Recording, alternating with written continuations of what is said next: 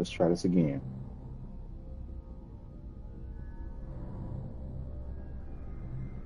$30 passed into the game. Had an issue. Certain. Feel like my new internet is pretty good. So I don't know if it's Twitch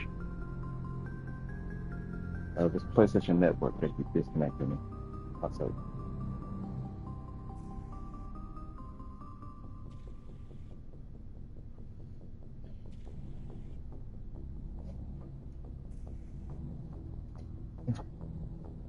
Lots of species have left their homes and prospered. But they go to colonize new worlds. We're not settlers. We're warriors. We want to fight. So we leave. Hire ourselves out. And most of us never go back.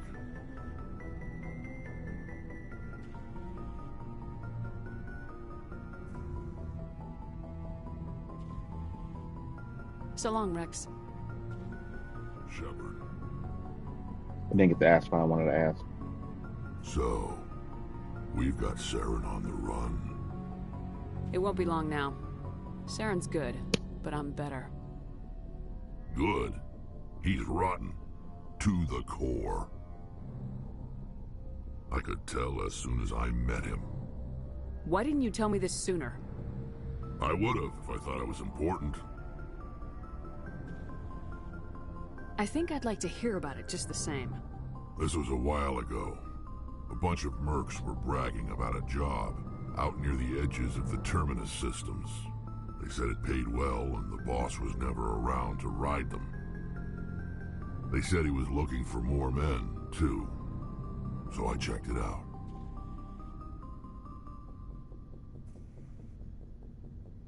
I didn't know Saren was openly recruiting mercs. It wasn't that open, and he only showed his face once. We'd been raiding ships in the area for months when we took out this massive cargo freighter. Our biggest haul yet. I was on board checking bodies for valuables, looking for some extra credits. That's when I saw him. What did Saren want with the ship? I don't know what he wanted. He was just moving through the ship, watching. A couple of the mercs called him by name, but he never spoke to them. Never spoke to anyone. I had a really bad feeling about him, so I got the hell out. Didn't even wait to get paid. Whose ship was it? There was a Volus trading vessel. Big one. Lots of guards. But they were no match for us. What kind of cargo was the freighter carrying?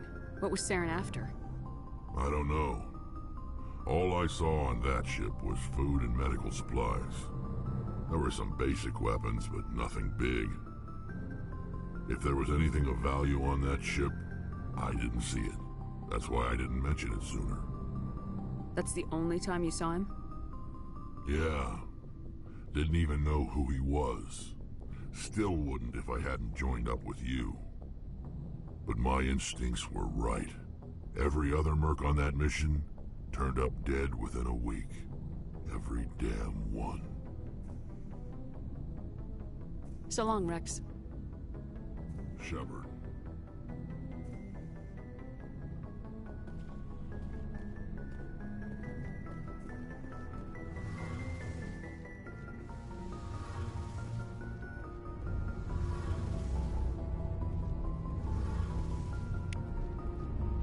Something I can do for you, Commander.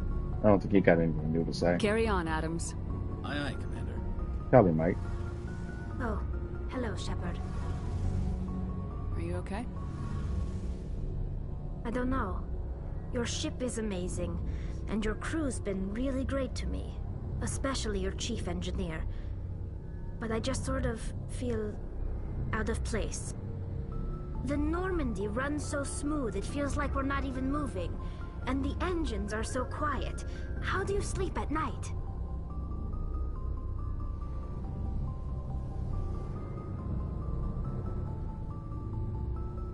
The silence wakes you up? Back on the flotilla, the last thing you want to hear is silence. It means an engine's died or an air filter shut down. I guess you don't have to worry about that here. But old habits die hard. But it's more than just the silence. This ship feels so empty. It's like half the crew is missing. Back home, I couldn't wait to go on my pilgrimage. I couldn't wait to get away from the crowds. Now that I'm out here, I kind of miss them.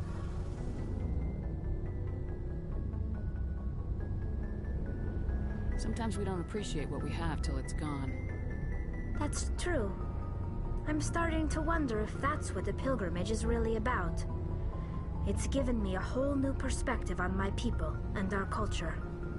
You know, otherwise, I might not have a home to go back to.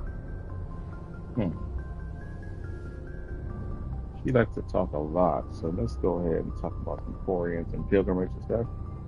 Tell me about your people. Our lives aren't easy. Resources are scarce, and we are constantly on the move.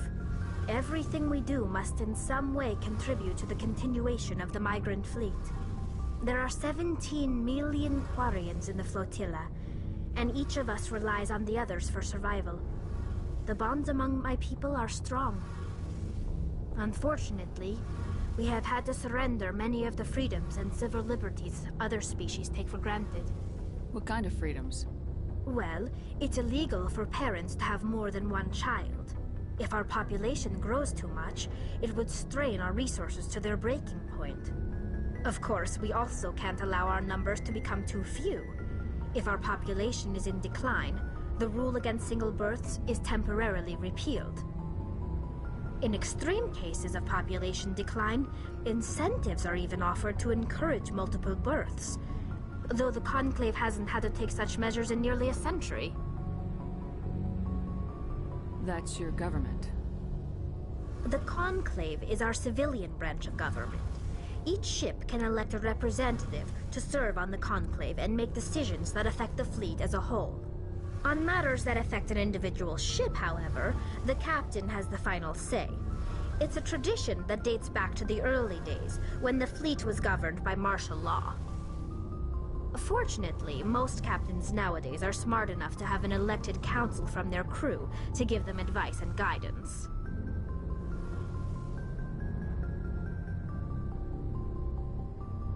So the ultimate power rests with elected officials? In practice, the Conclave and the respective council for each ship tend to set the rules that govern our daily lives. But in theory, we are still under military jurisdiction.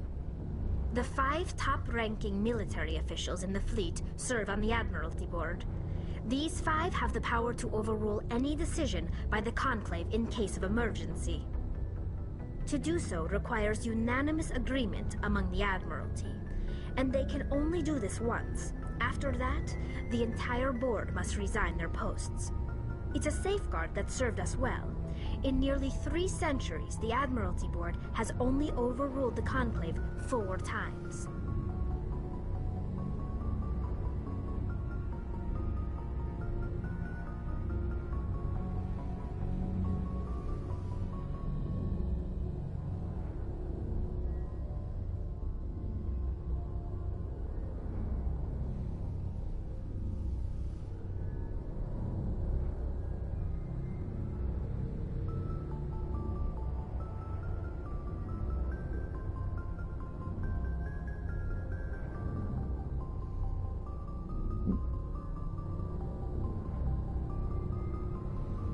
I want to know more about the pilgrimage. When my people reach maturity, we leave our birth ships and seek acceptance with a new crew. It's necessary to maintain genetic diversity among the fleet. But no ship wants to accept someone who will be a burden on them. So, to prove our worth, we embark on a pilgrimage. We set out alone, leaving the flotilla and our families behind us. We only return once we have found something of value we can bring back to the fleet. This is presented as a gift to the captain of the respective ship we wish to join. If the gift is accepted, we are welcomed into the crew.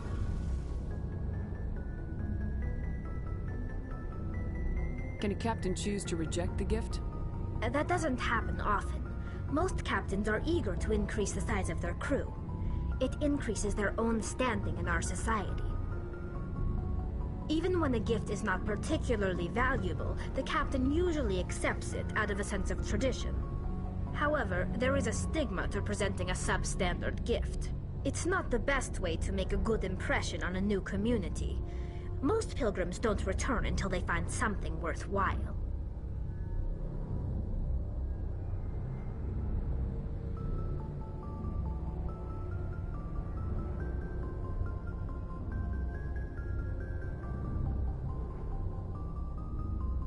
I already asked this? I don't remember. Can a captain choose to reject the gift?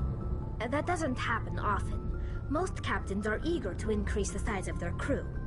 It increases their own standing in our society. Even when a gift is not particularly valuable, the captain usually accepts it out of a sense of tradition. However, there is a stigma to presenting a substandard gift. It's not the best way to make a good impression on a new community. Most pilgrims don't return until they find something worthwhile. I want to talk about something else. Like what? I want to know more about the Geth. I doubt I can tell you anything you don't already know. It's been almost 3 centuries since they drove my people into exile. All I know is the story of their origins. What they were when we created them, and how they turned on us. Interesting. The Geth were originally created to serve as an automated manual labor force. Initially, their intelligence was as limited as any VI. Over time, we made small modifications to their programming to allow them to perform more varied and complex tasks, bringing them closer and closer to true AI status. How come the Council didn't step in and stop you? This wasn't true AI research. We may have been skirting the bounds of the law, but we never did anything that was actually illegal. The changes were so insignificant, so gradual, that we were able to control them. Or so we thought. But one thing we underestimated was the power of the neural network. 1 million Geth thinking simultaneously created an inherently unstable matrix.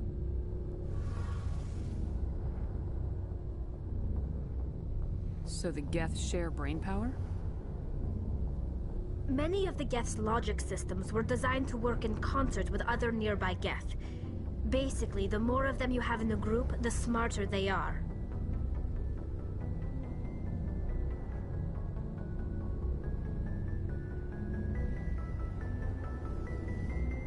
So there's some sort of group consciousness? No, nothing like that. They cannot share sensory data or information. Their programming cannot handle that much simultaneous input. Each Geth maintains an individual awareness and identity. The neural network only operates on a process-based level. It's basically the synthetic equivalent of a subconscious. But when they're in close proximity, they can coordinate low-level functional processes, freeing up more capacity for original or independent thought.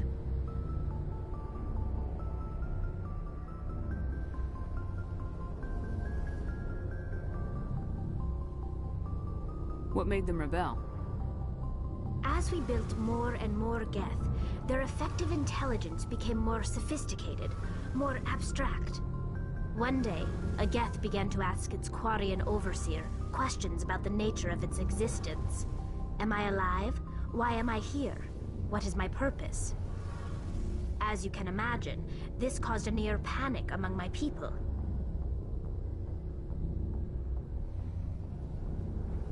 I don't see what's so bad about those questions.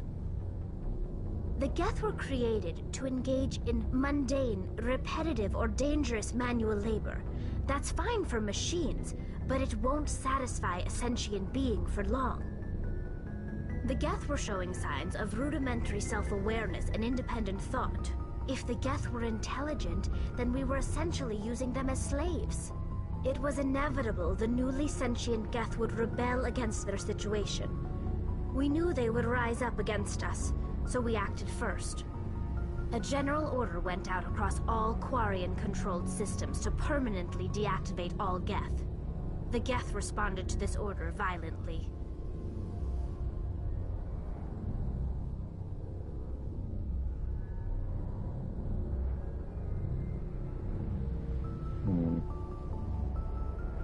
Hey, you can't blame them for fighting for their survival. We had no other choice. The Geth were already on the verge of revolution. By acting quickly, we had a chance to end the war before it began. The hope was that most of the Geth would still be little more than machines, incapable of organized resistance. But they had progressed much further than anyone anticipated. The war was long and bloody. Millions upon millions of Quarians died at their hands. In the end, we were forced to flee our own homeworld. We feared the Geth would pursue us, but they never came beyond the Veil. Now we drift through space, exile searching for a way to reclaim what was once ours.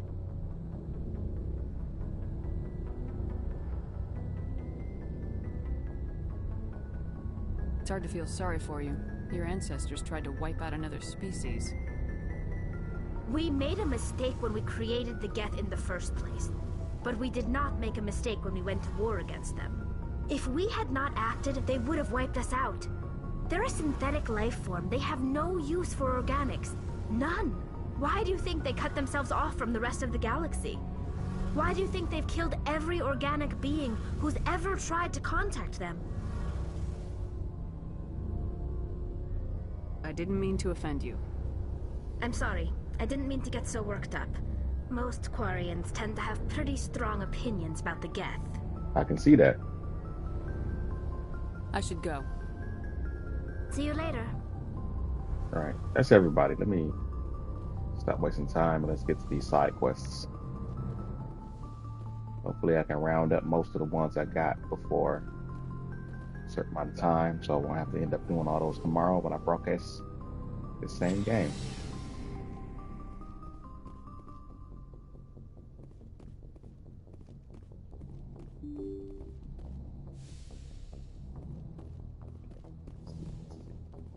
One in this system.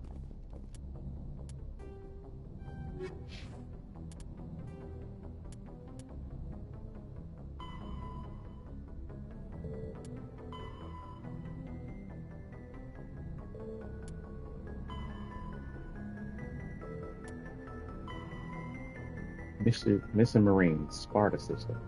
Let's do that one.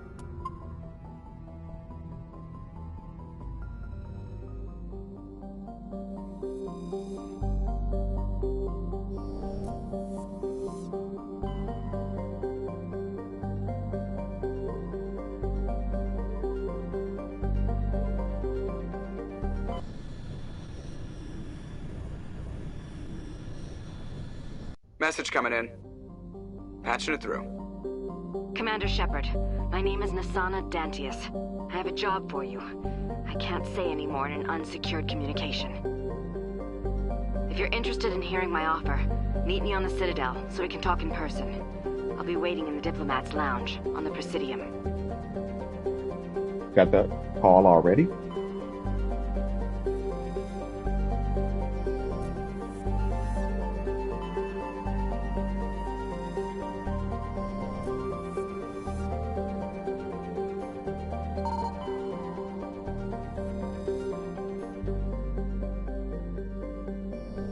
Being data disk.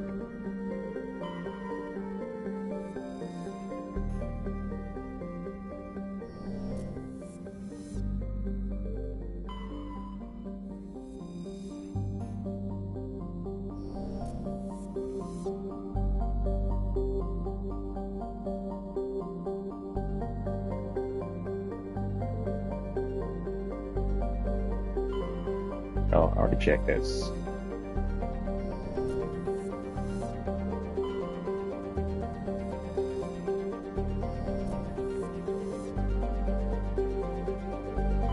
Commander, I'm picking up a signal from the planet's surface. It looks like an automated distress beacon.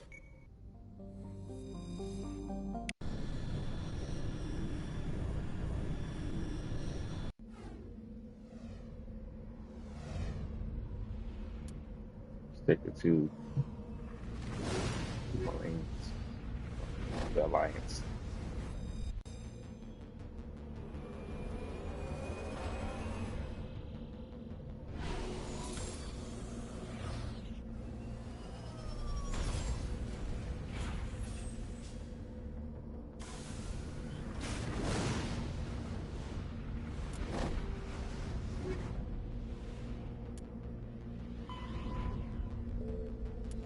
Yeah, the Nasana mission. I don't quite know what the stipulations are for that.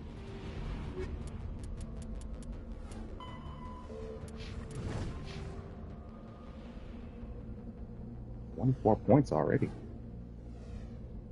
Never had them out that long.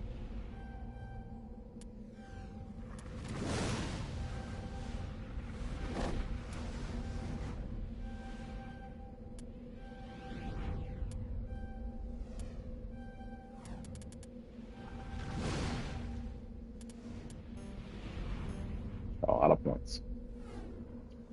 Did pretty good though.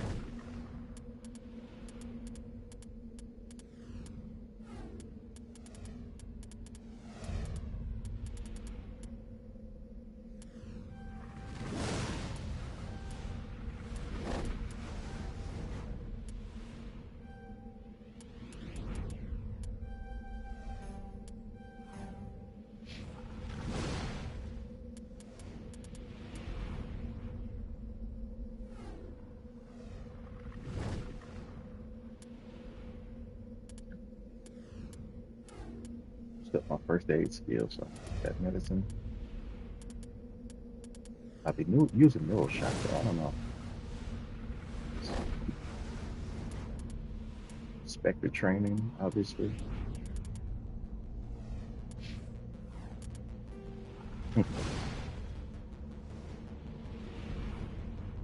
Stress signal. I don't know if I'm gonna be spending time exploring every little thing, every planet. Let's go straight to the objective sometimes.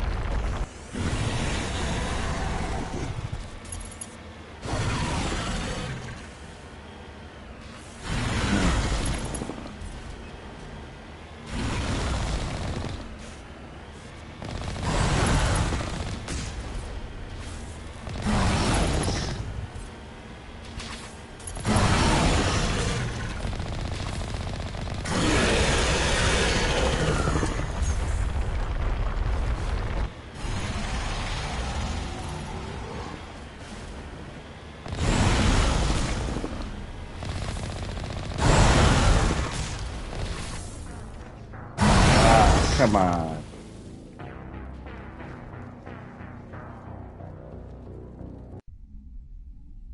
So irritating.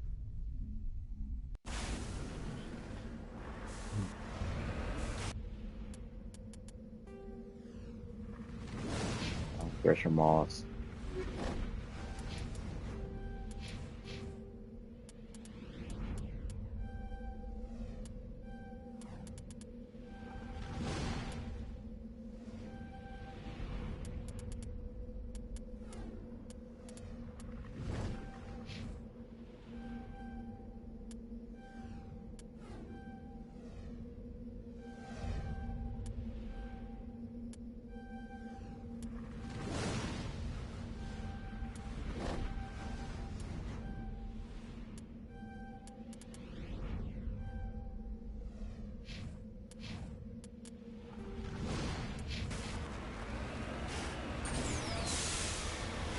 keep forget which one was the boost. But I remember that.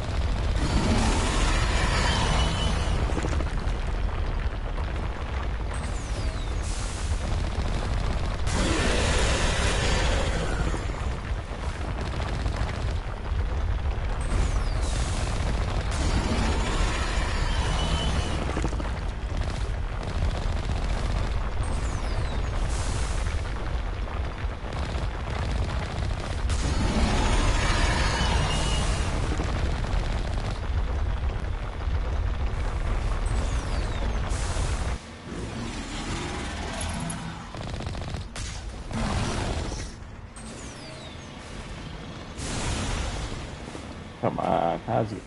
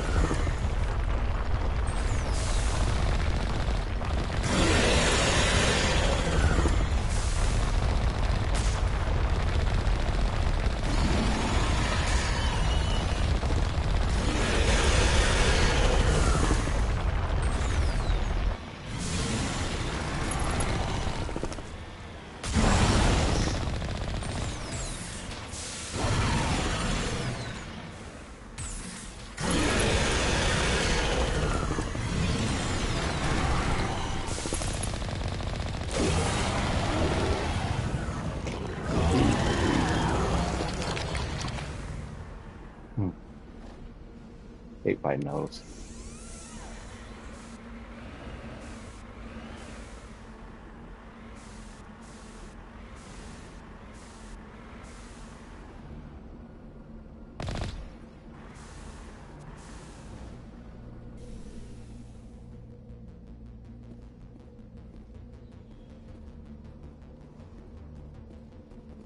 Alliance soldiers. Looks like they were lured here by the distress beacon. These are Admiral Kahoku's men. We need to tell him what happened here.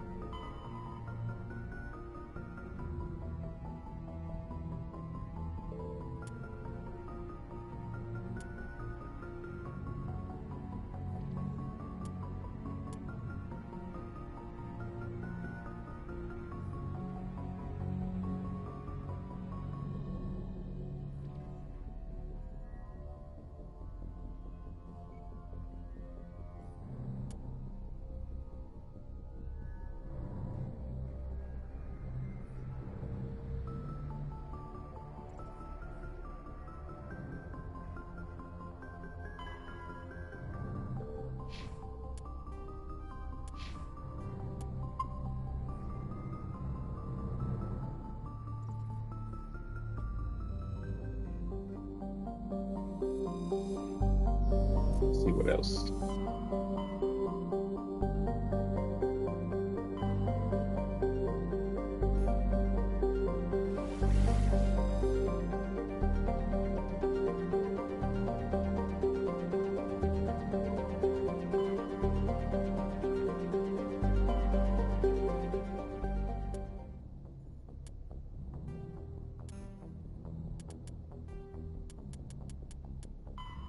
This dude has to take over.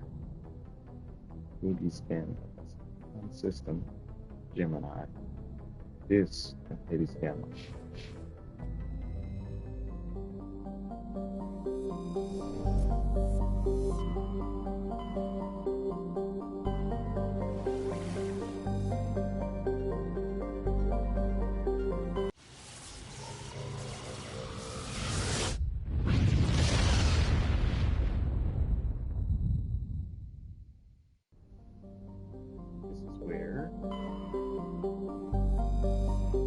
Story about the Leviathan of this comes up in Mass Effect 2 and in Mass Effect 3. It's part of a story found in this game.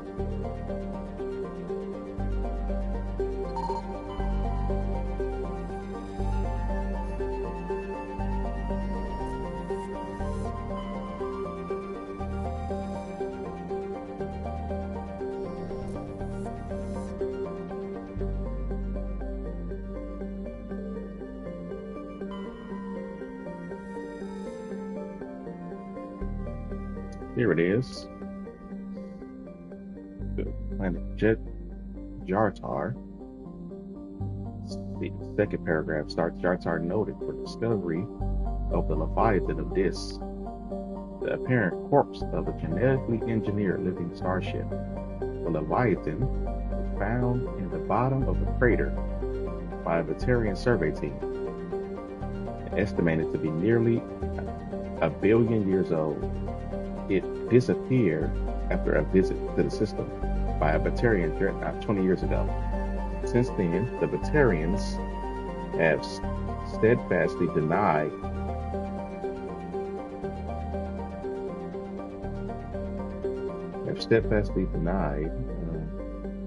that the Leviathan existed at all. All the more, the grossly thick. Sorry, am I reading? It just sucks. When shown recordings of the corpse made by Solarian researchers. So technically, the Batarians found a sentient starship, which is similar to Sovereign in this game, and that comes up again in 2 more games. So it's very significant.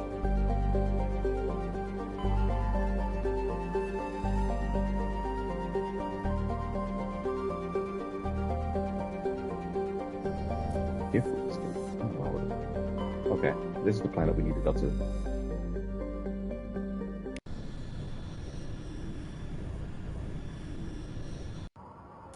Let's take the big guns.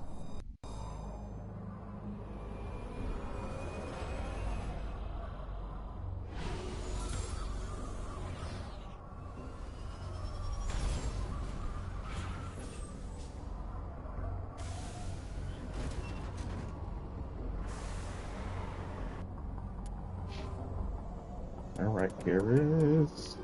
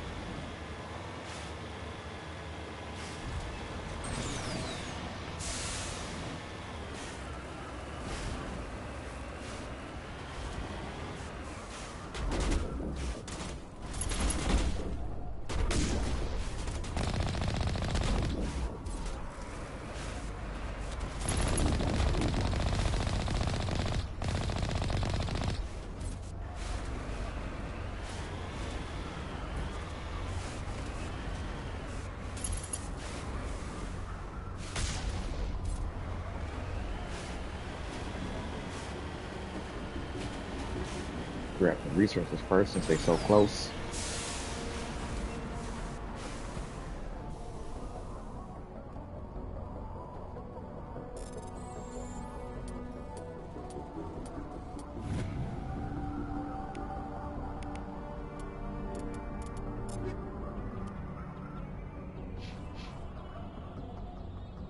This planet is pretty cold, but since I have the Devlon suit on, Devlon Industries brand suit, I don't have to worry about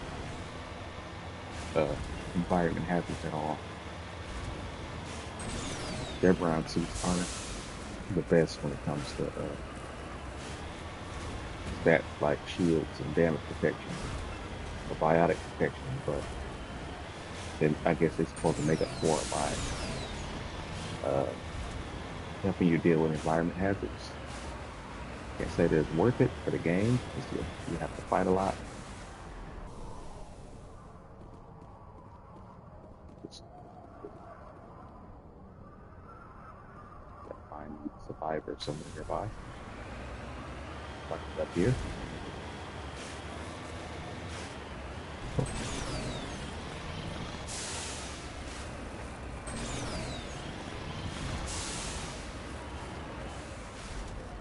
Heading out?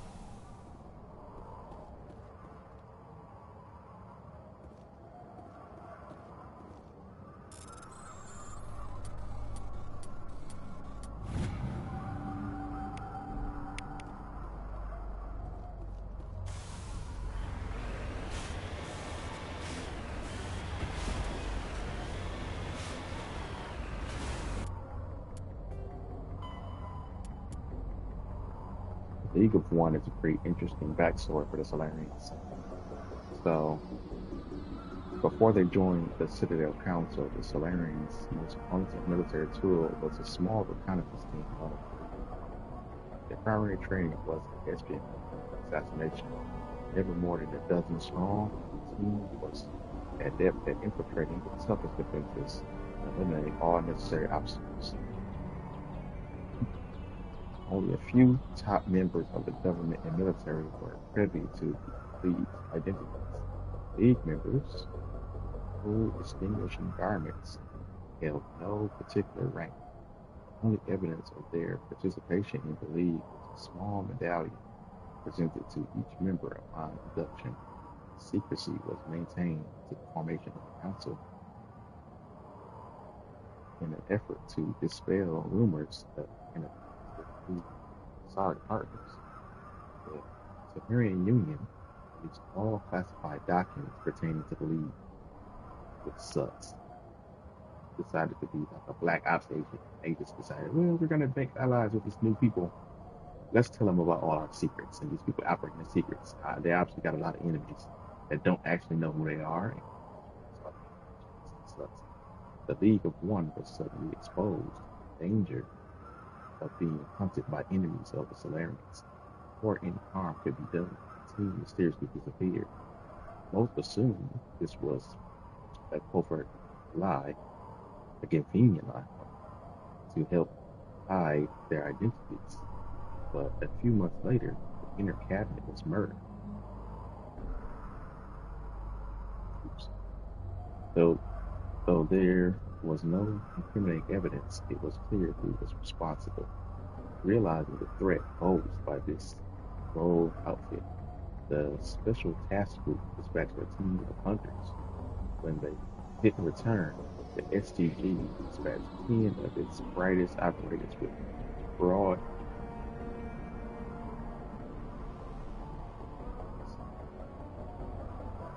discretionary powers. I don't know why I bring this discretionary powers. Only 2 returned. They reported no evidence of the League. 2 returned, no evidence of the League. If they say that they won. Anyway, no further incidents reported. It was assumed that some recently disclassified documents, however, have suggested there may have been a 13th member who eluded the Solarian military. Really? We thought it was 12, it was 13. I don't know why this isn't voiced. or why it didn't come up ever again in the game. Seemed like something that would have been good, but never hear anything else about it. Oop, okay, let's take care of this prime boss here.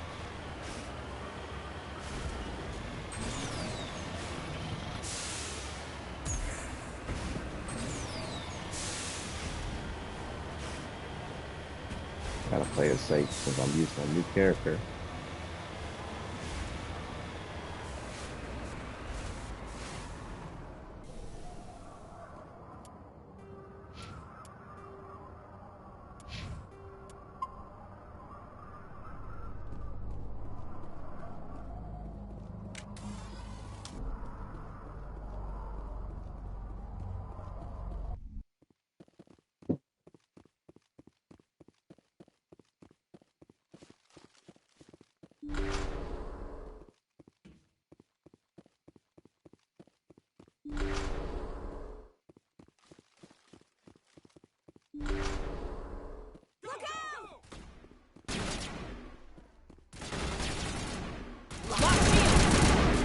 Ah, really?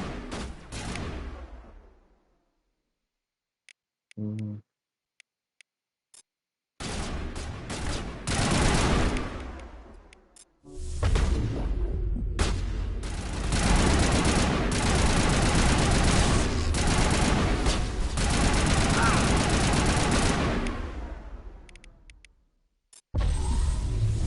Bring it on!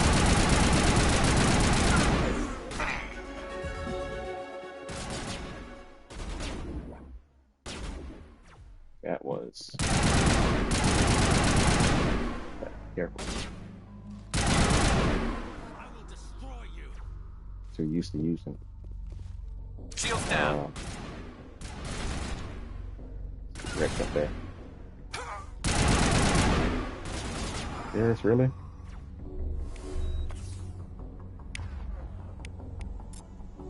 I thought it was over that time.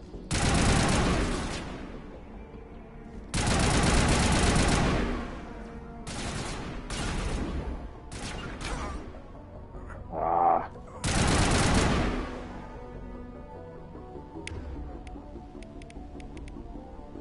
I don't have adrenaline rush from this character, so.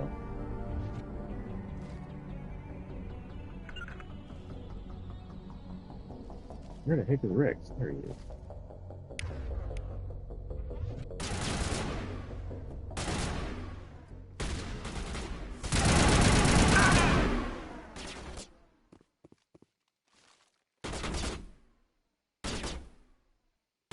I'm on it. Here it comes! Incoming!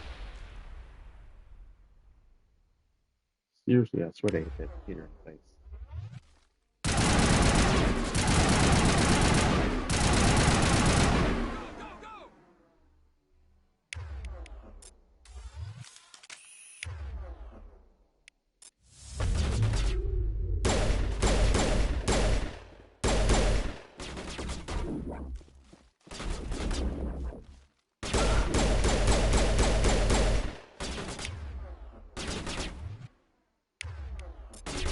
I'm better now.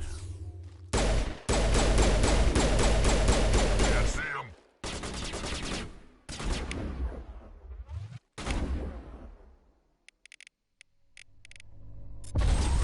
Target online. Countermeasure deployed. It's tougher than I thought it would be. Negative contact.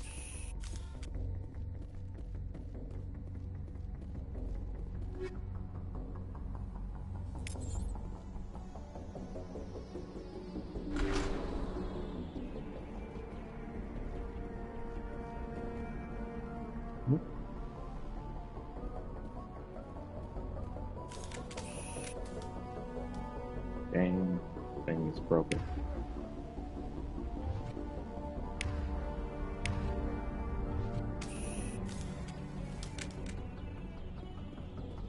What is going on here?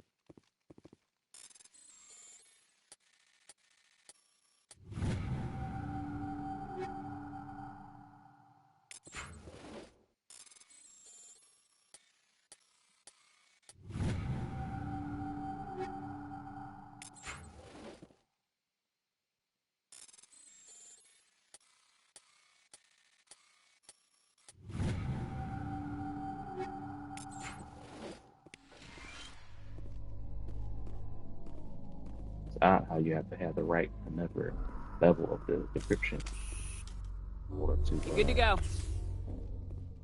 even do those little mini games.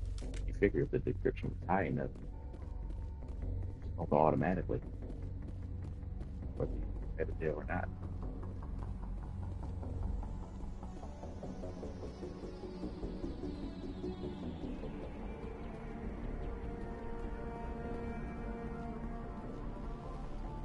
Yeah. Didn't expect Harris to go down so many times. I got near death myself too. Can't underestimate side quests on a new character. It's been a while since I had much health that low.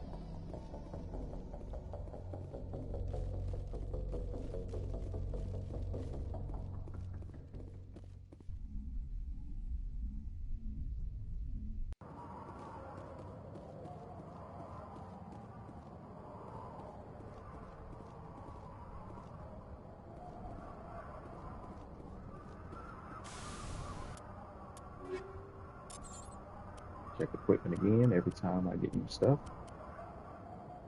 Let's get this.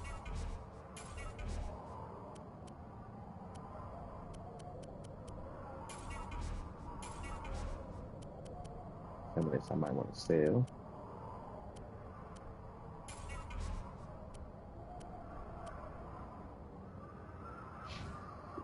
Get upstairs.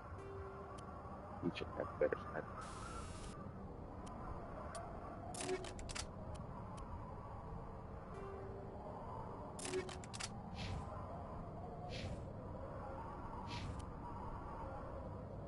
So,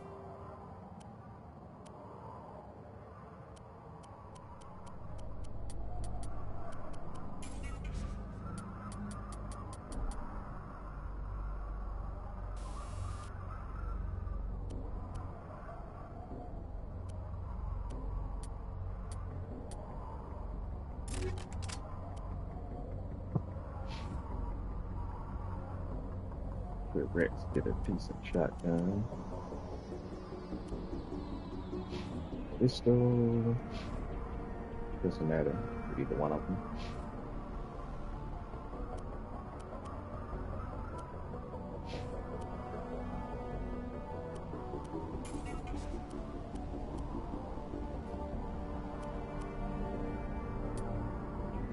Incinerary.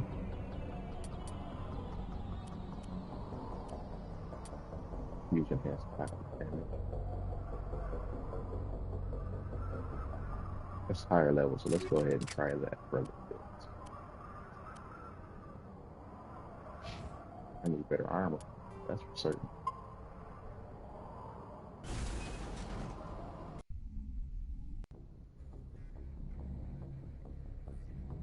We are heading to the next syndicate member. System Gemini Sigma cluster system.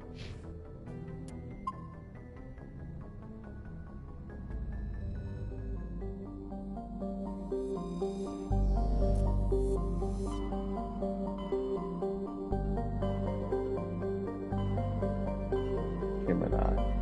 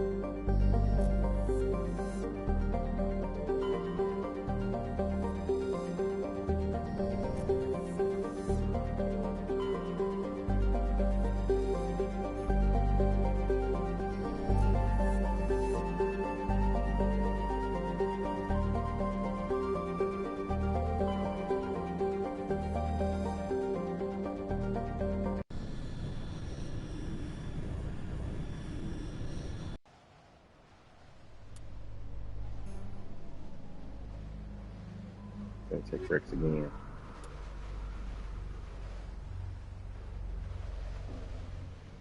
Alright, there's some biotics.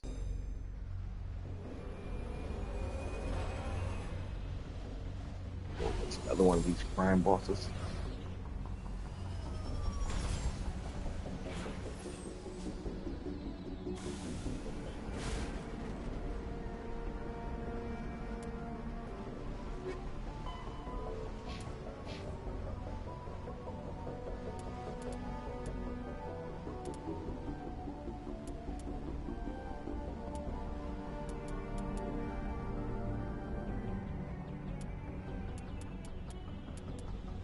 Singularity.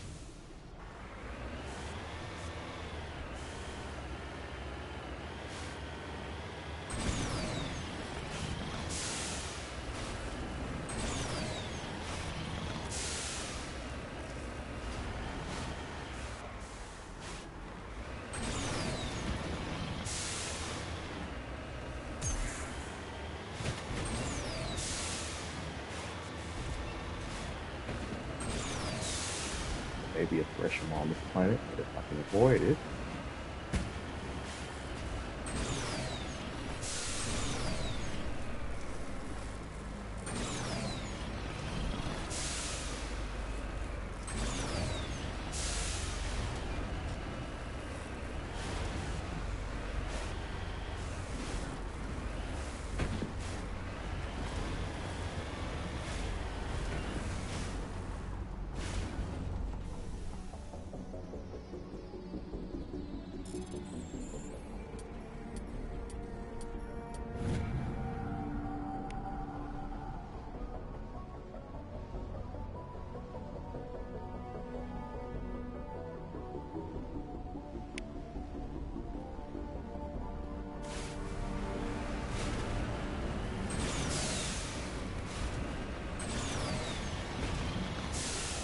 I don't see why Solarian didn't just disband the League of One.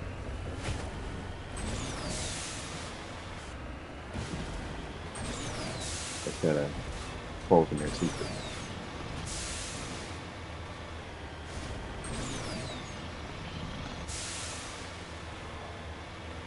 Their battle. Get on top of that mountain there.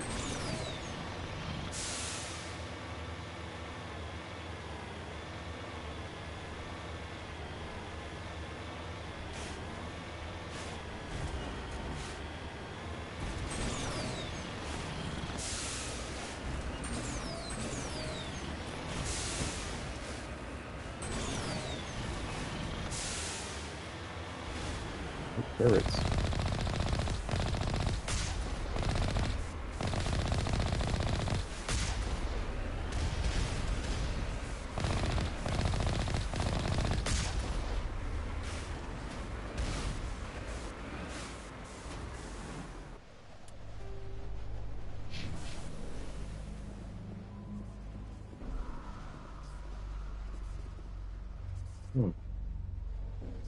Still getting environment damage here. Well, not until the meter feels down there, but I guess maybe since this is a level 1 suit, higher level suit, where it does not take damage from the body. So.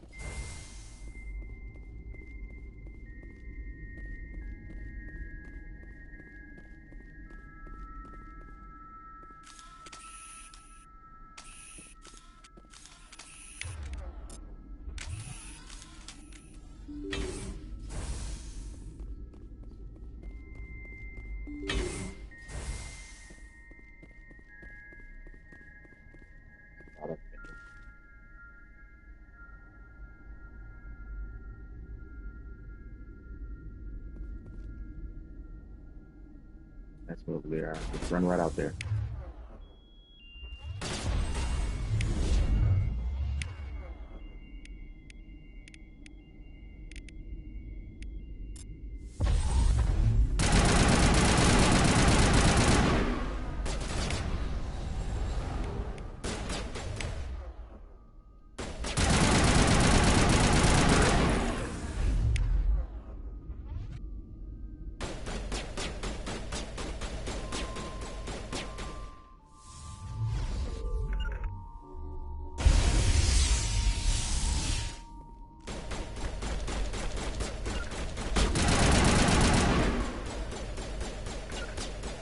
Get in there, Rex.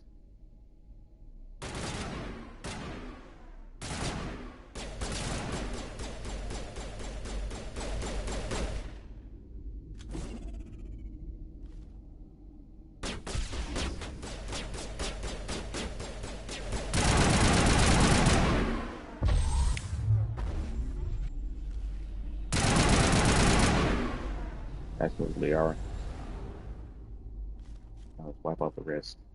Regroup!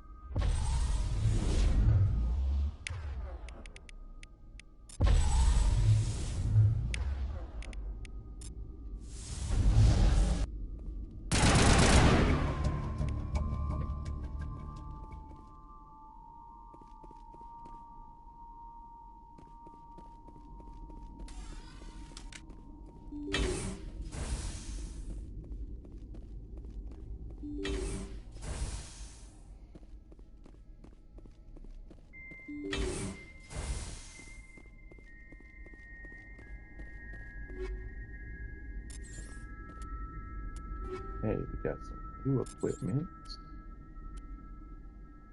Prodigy. No power bonus, but everything else looks good.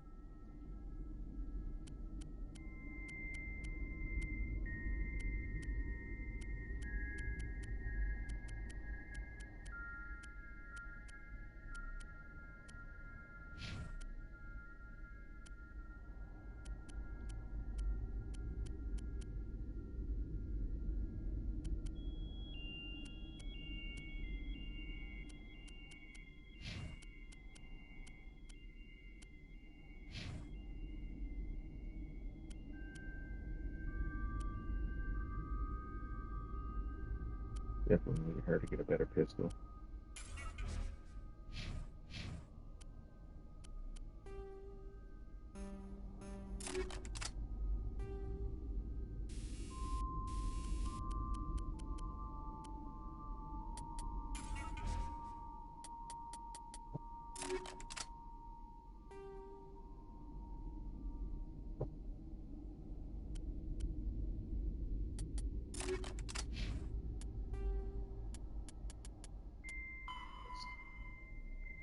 That's a Forcehead Nebula. Reconnaissance. Tuna. Everything.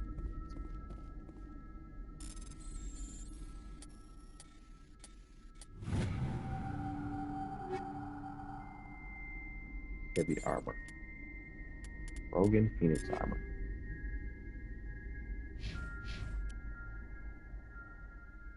Hey, it's better than what he had.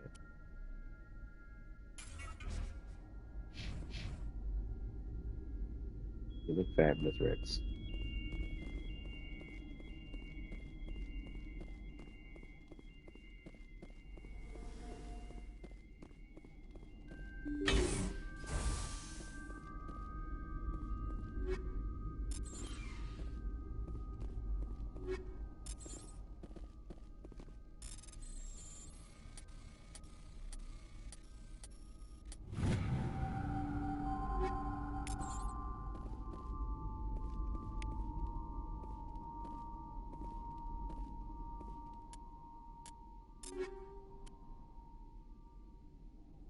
So rifle.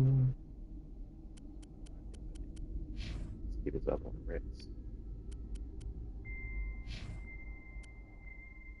Shotgun. Let's get that to Rex right away. Keep him with the good stuff.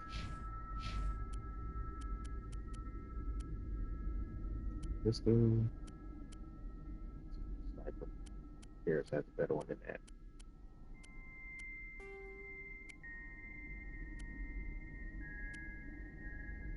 50% the shields. Don't mind if I do. Get her. Plating. See if I can have something to help him regenerate. He is a Trojan, so he regenerates already. So sheer recovery. We need better armor for my Shepherd, but that's all we need now. Ready. Let's get moving. Get out. Let's go. It's Blake.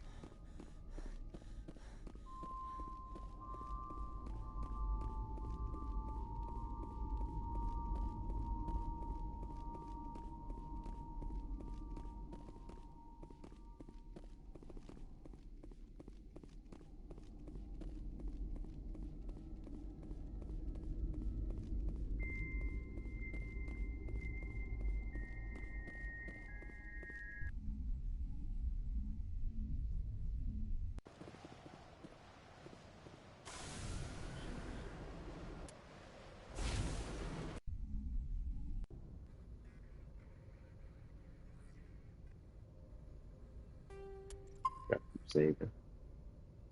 Especially with older games. Never know what will happen. Horsehead Nebula. Fortuna system.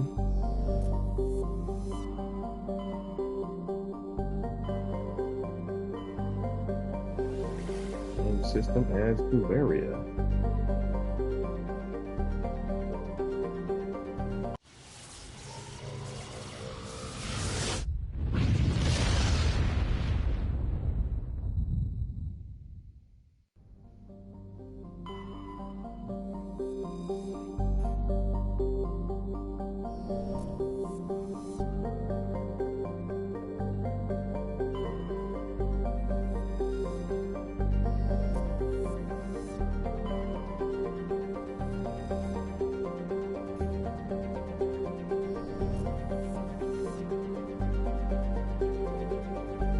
Amaranthine. Same name as the city in Dragon Age Origins, or Dragon Age Awakening, if you want to call it. Amaranthine.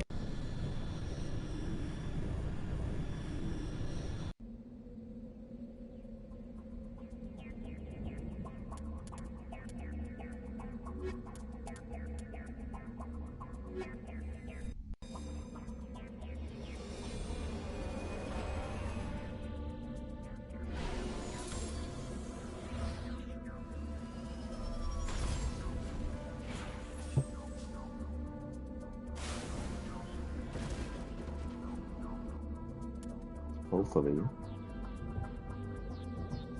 we got enough to convince her to surrender without a fight, or forgot whatever other outcome is. Shut the whole game down.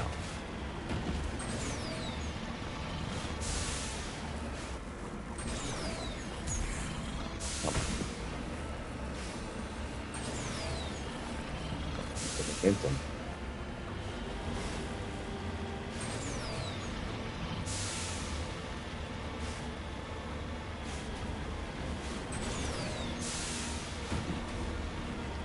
This looks like an area where a Dragon Maw will show up.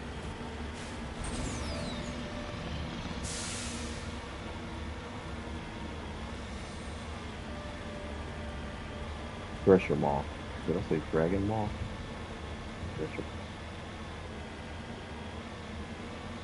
I do not want to fight one.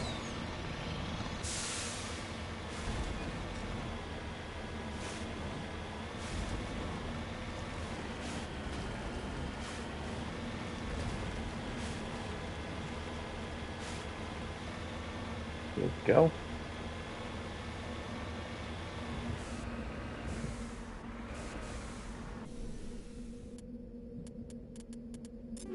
He shares his new duds. Nice.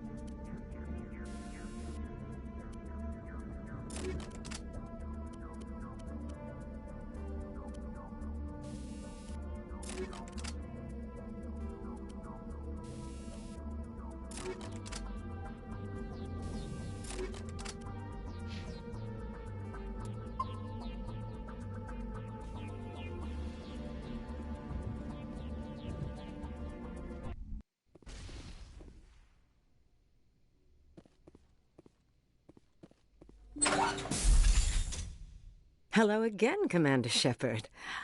I owe you a debt of gratitude. With my former partners dead, this syndicate is now mine. I could not have done it without you. I killed them because they deserved it. Now I'm placing you under arrest. Surely you don't think that necessary. Under my leadership, this organization will restrict itself to gambling and smuggling illegal technologies. These crimes are hardly worth your time. If you press the issue, my assistants are very well equipped to deal with you. This gang has a reputation for drugs and slaving. It's too late to change that. Perhaps you're right. Perhaps this organization has been so tainted by those two idiots that it cannot be redeemed. If I disband the gang, I walk away freely. I have not come so far to be arrested. I would die before going to prison. I would most certainly kill before going to prison. Now, do we have a deal? You're free to go. I don't ever want to see this gang again. If I do...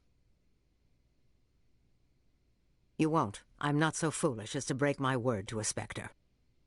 Now, if you'll excuse me, my men become nervous in the presence of law enforcement agents.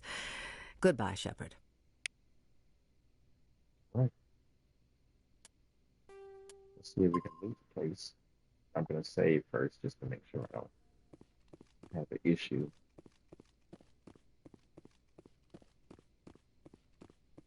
Yeah, people. See what it took them down.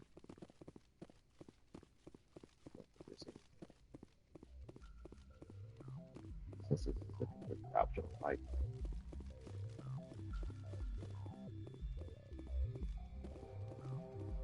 Right up top.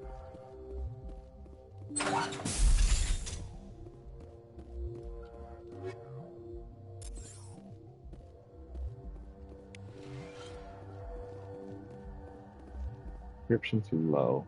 Aww.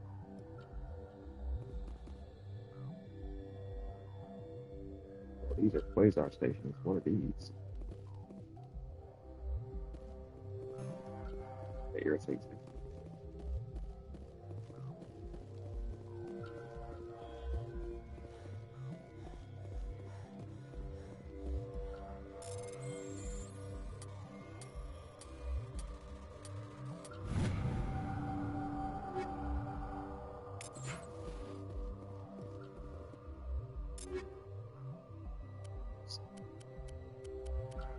That's Garrus.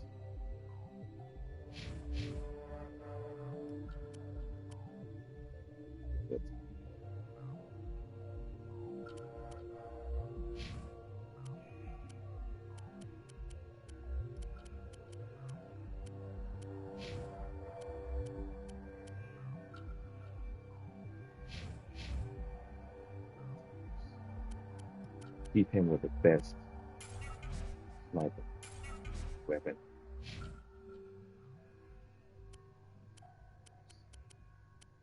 He is the only one trained for it. Well, actually, two.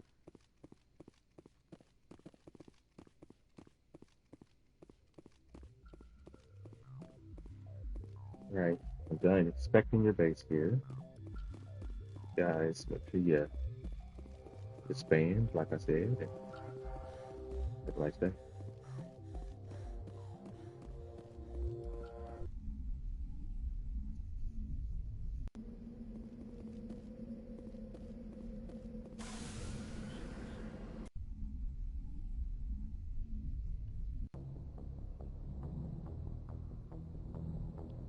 Let's go talk to these people.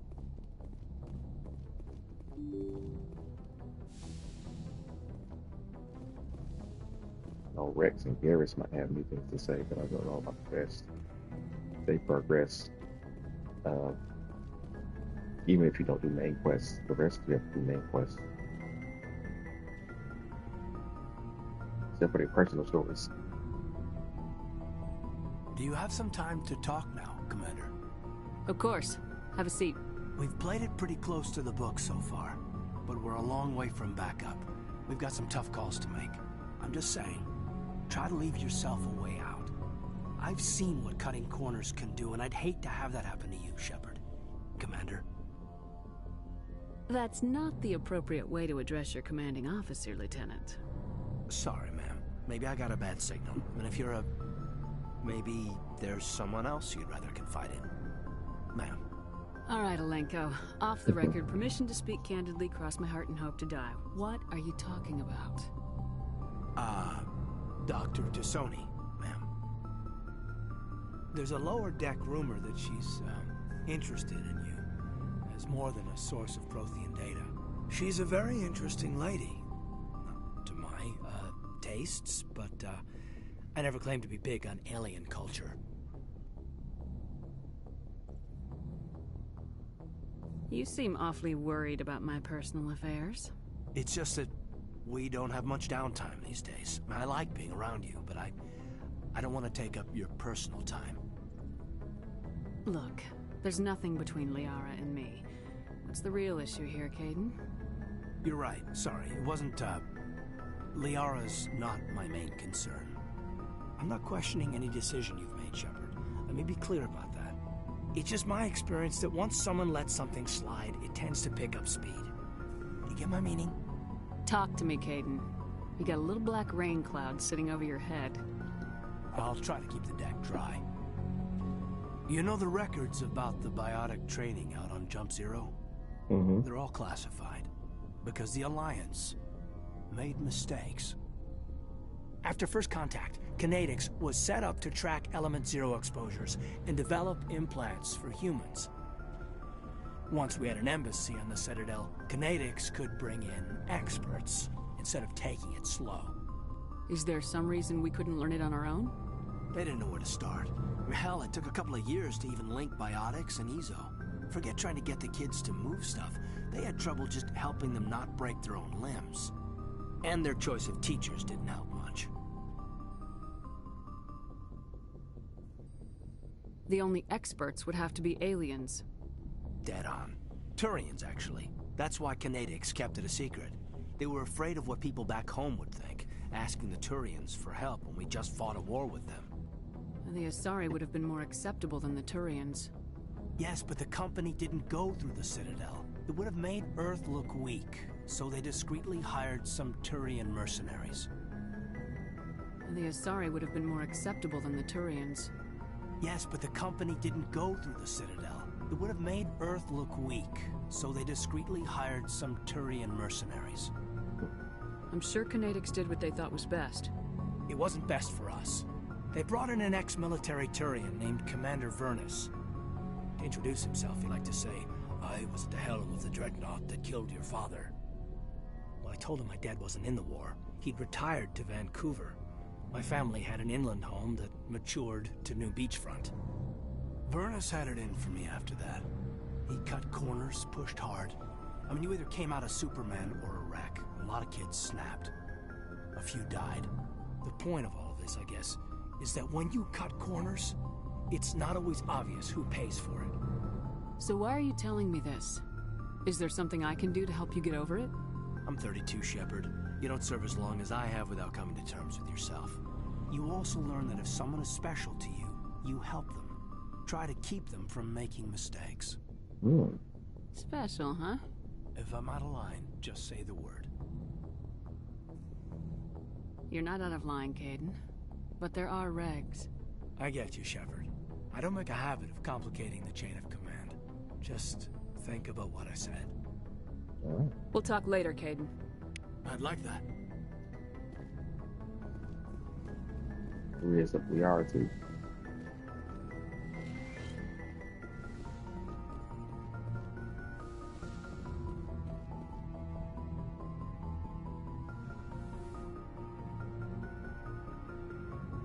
I get the feeling you want to ask me something, Commander. Maybe we could pick up where we left off. You were telling me about your interest in the Protheans.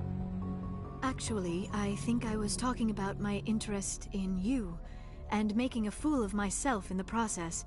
As I say, I am not used to dealing with people, especially humans. I did not really know much about your species when we first met, Shepard. I found it hard to take humanity seriously.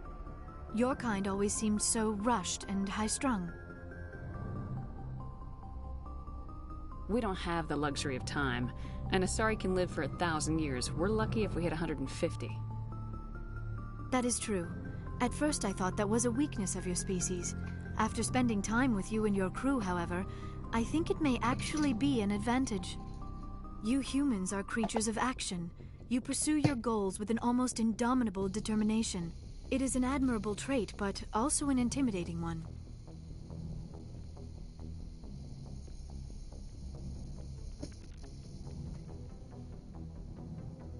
You're scared of us? Unfortunately, the rest of the galaxy sees humanity as something of a bully. You run over anyone in your path to get what you want. It is up to people like you to change their minds, Shepard.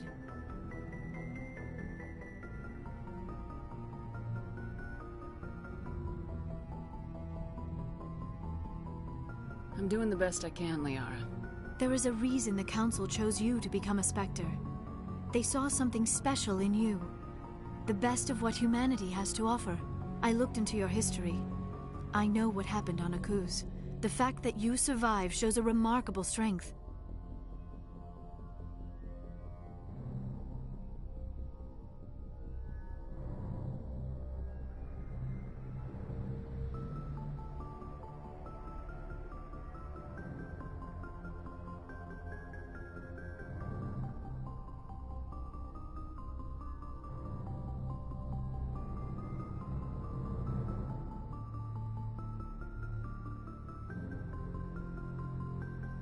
You didn't need to go behind my back. I would have told you whatever you wanted to know. I apologize, Commander. After our last conversation, I was afraid I would say something stupid again. I wanted to know more about you, to understand what made you into the woman you are. There is something compelling about you, Shepard.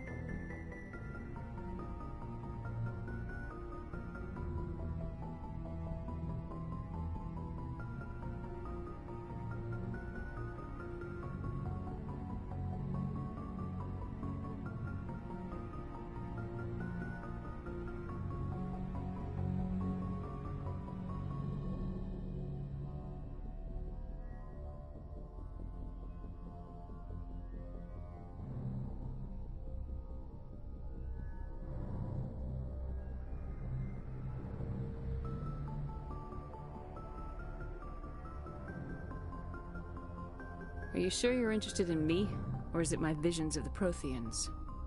I admit, your connection to the Protheans had something to do with my initial interest, but it has grown beyond that.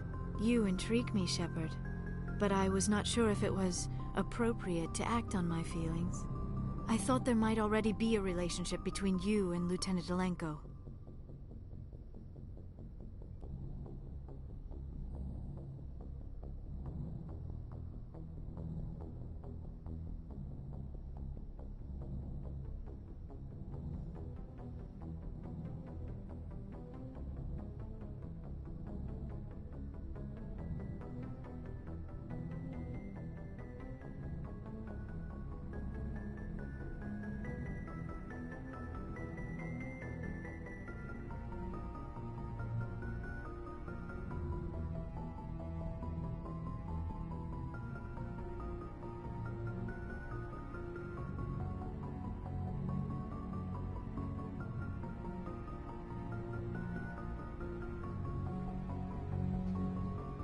every single time I do this, but people like to ear hustle in this ship a lot, don't they?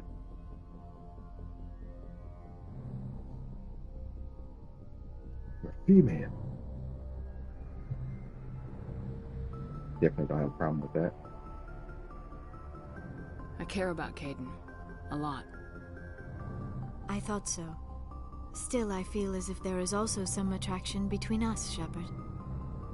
You're right. There is something between us. I knew it, and I knew you felt it too. But does this not seem rather strange? Why do I feel so close to you? We have only known each other a short time. We are from two different species. We have almost nothing in common. This makes no sense.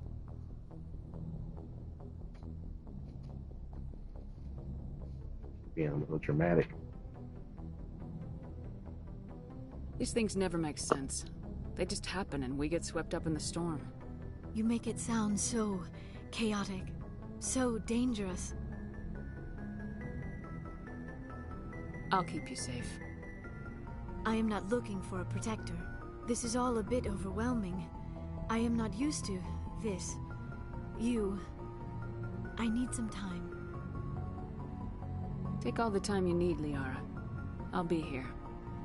Thank you, Shepard. Let's just talk about something else for now. I should go. Goodbye, Shepard. I do remember that in this game, Kaidan was supposed to be a romantic option for both male and female ship, just like Liara is. They cut it out of the game with controversy. People are surprised that in Mass Effect 3, he's interested in a male ship. And it's not really looking for a supplies? major issue.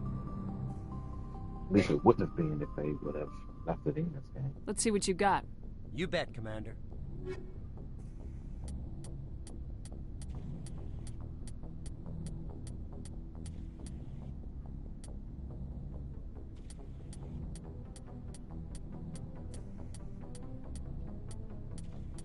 Got to get the check with everybody, make sure they got everything they need. What did I didn't I take? Ooh.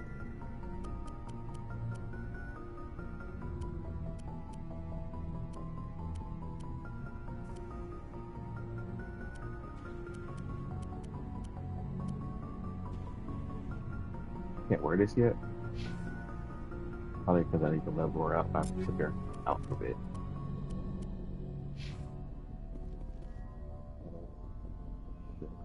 Great. Yeah.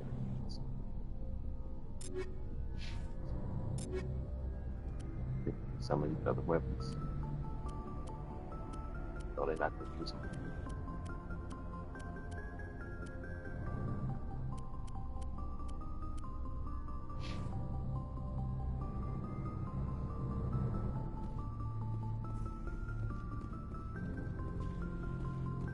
Looking for supplies? Let's see what you got. You bet, Commander.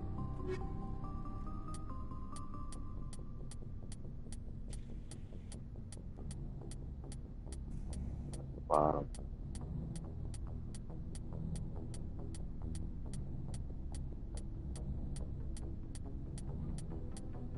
So, scrap. Did I sell my high explosives? I think I did. Get that back. I want to sell that.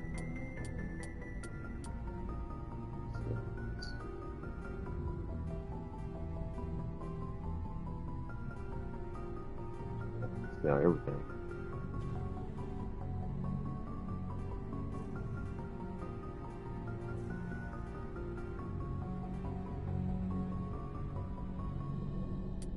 But I sell my heavy armor. But it's nothing.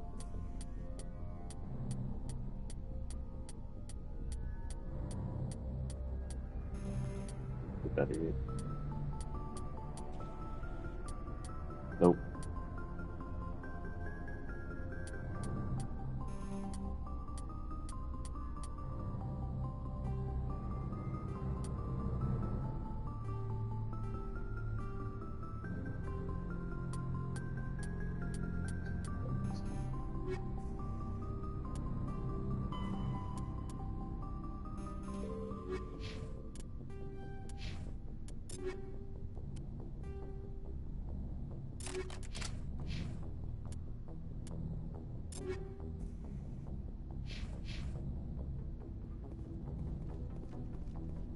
Commander, good to see you. You've been with C-Sec a while. Have you seen much action?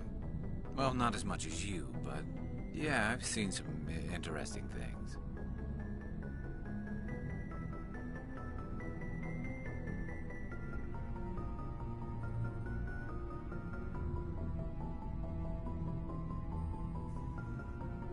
I bet you have. Anything in particular that stands out? I remember this Solarian geneticist I was sent to investigate. That case was a bit disturbing.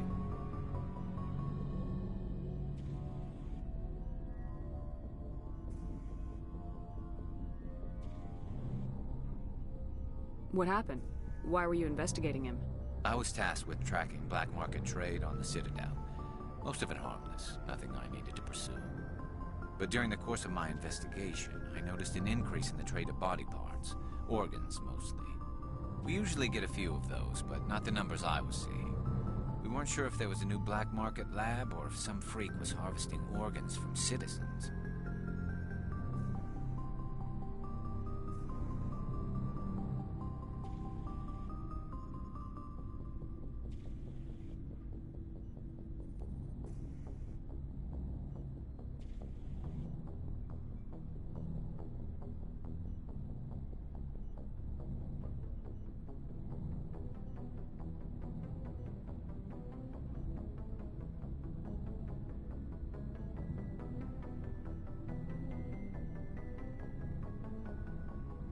You've seen this before on the Citadel?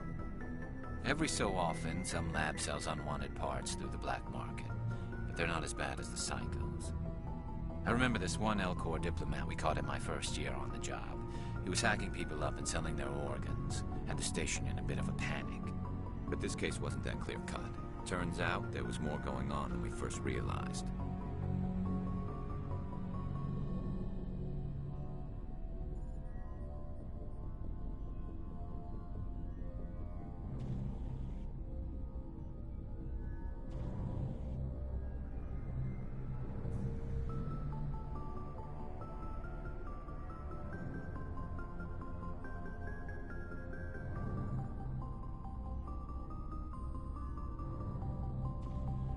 So how did you figure out what was happening? First, we got a hold of a sample and ran DNA tests. The weird thing was, the match led us to a Turian who was still alive and was very convinced he'd never lost his liver. After a bit of digging, I discovered this Turian worked briefly for Dr. Salion, the geneticist. So I went to his lab hoping to find evidence of cloned organ development, but there was nothing. No Solarian hearts, no Turian livers, not one Krogan testicle.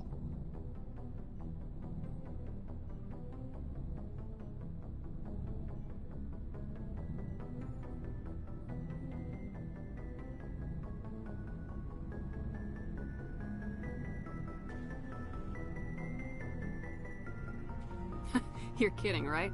Why would anyone want Krogan testicles? Some Krogan believe that testicle transplants can increase their virility, counteract the effects of the genophage. It doesn't work, but that doesn't stop them from buying. They'll pay up to 10,000 credits each. That's 40,000 for a full set. Somebody's making a killing out there.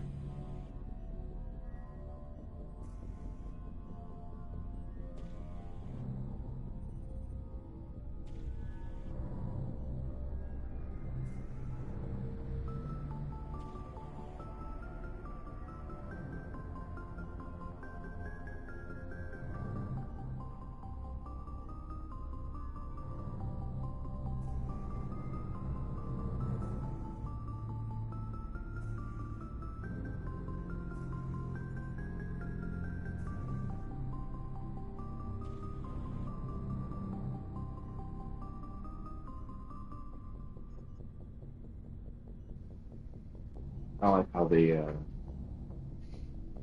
casually put it in that Krogan has self-proclaimed. What'd you do about the geneticist? I brought in some of his employees for interrogation to see if I could get them to talk. While I was interviewing one of them, I came across something suspicious. You mean threatening? Was that really necessary? Maybe, maybe not. Either way, it paid off. One of my detainees started bleeding profusely during the interview. We offered to patch him up and he got frantic, freaked out.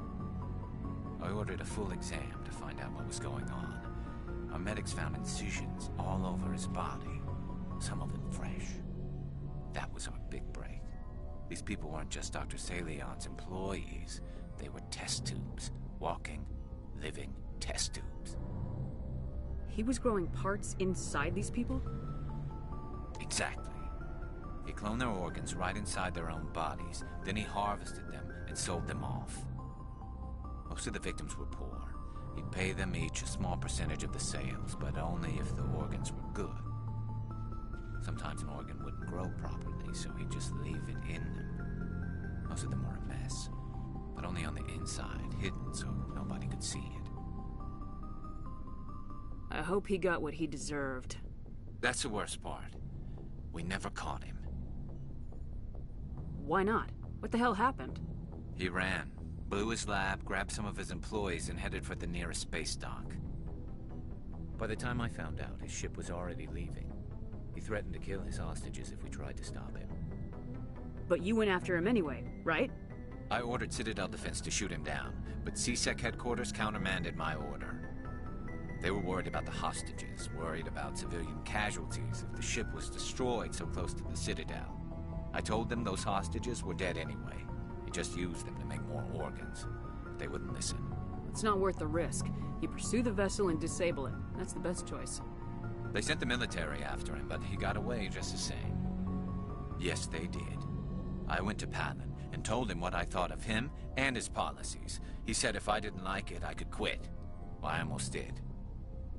All they had to do was disable that ship, stop him from running. Maybe the hostages die, maybe they don't, but at least we stopped the bastard responsible for it all. If you don't care about the fate of those hostages, then you're no better than he is. You're just a terrorist with a badge. Yeah, maybe you're right. It doesn't make it any easier, but I see your point. Just wish I could have stopped him. That's all. Do you have any idea what happened to Dr. Salion? I sent out feelers from time to time, hoping to find something. I thought I'd found him a while back. He changed ships and changed his name to Dr. Hart, his idea of a joke, I guess.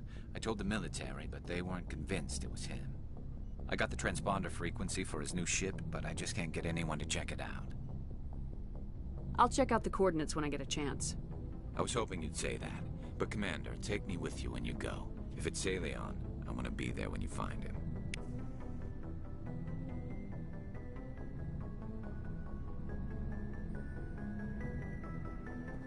Definitely gotta look into that. Commander? Do you have a few minutes to talk? One-on-one? Sure. I was just watching some mail from home. Oh, before I go, we saw Caden in a news vid about the Normandy. He's cute. Later, sis. Let's pretend this never happened. Are you interested in the Lieutenant, Chief? No, ma'am. And anyway, Scuttlebutt says he's already sweet on someone. What's up? You didn't come by to eavesdrop on family mail. Your family seems to be important to you. Yeah, we've always been close. Me and my sisters especially. With Dad on duty so much, I had to help Mom raise them.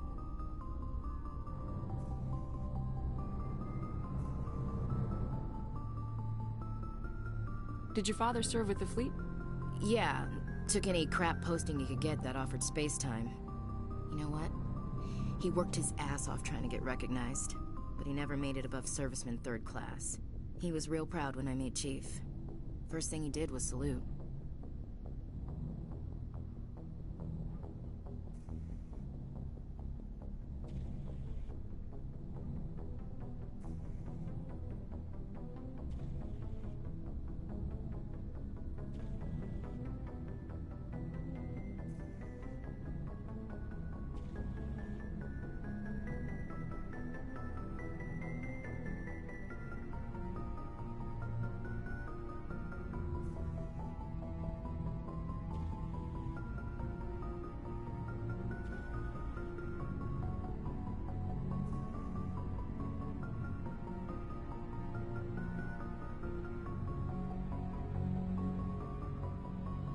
What about your mother? You haven't mentioned her. You must know what military wives are like. Strong because they have to be, able to raise kids while dad's away on a 6-month cruise. She has a degree in planetary geology. She and Dad both wanted to see new worlds. She gave up her career to raise us, though.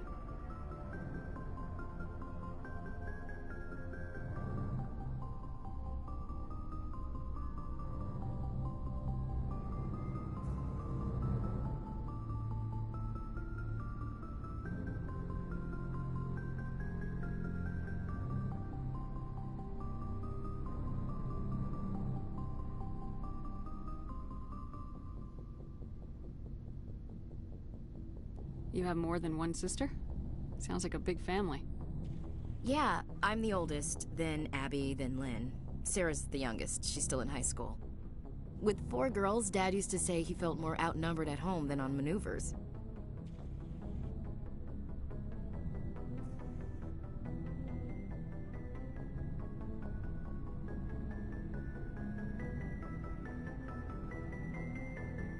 Where did you grow up? All over. Same as you, I expect. We transferred a half a dozen times before I finished grade school. You go where personnel command sends you, right? I guess that's why I'm so tight with my sisters. We'd have to leave all our friends every 2 or 3 years.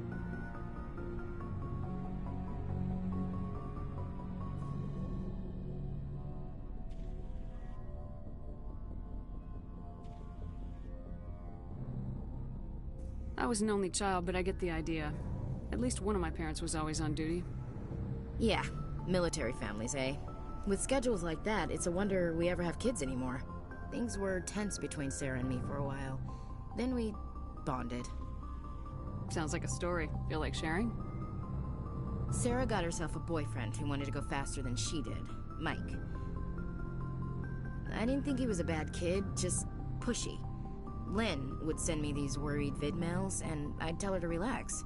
Where were you when this was going on? I was on active duty. Sarah's graduating high school this year. This was only a couple of years back.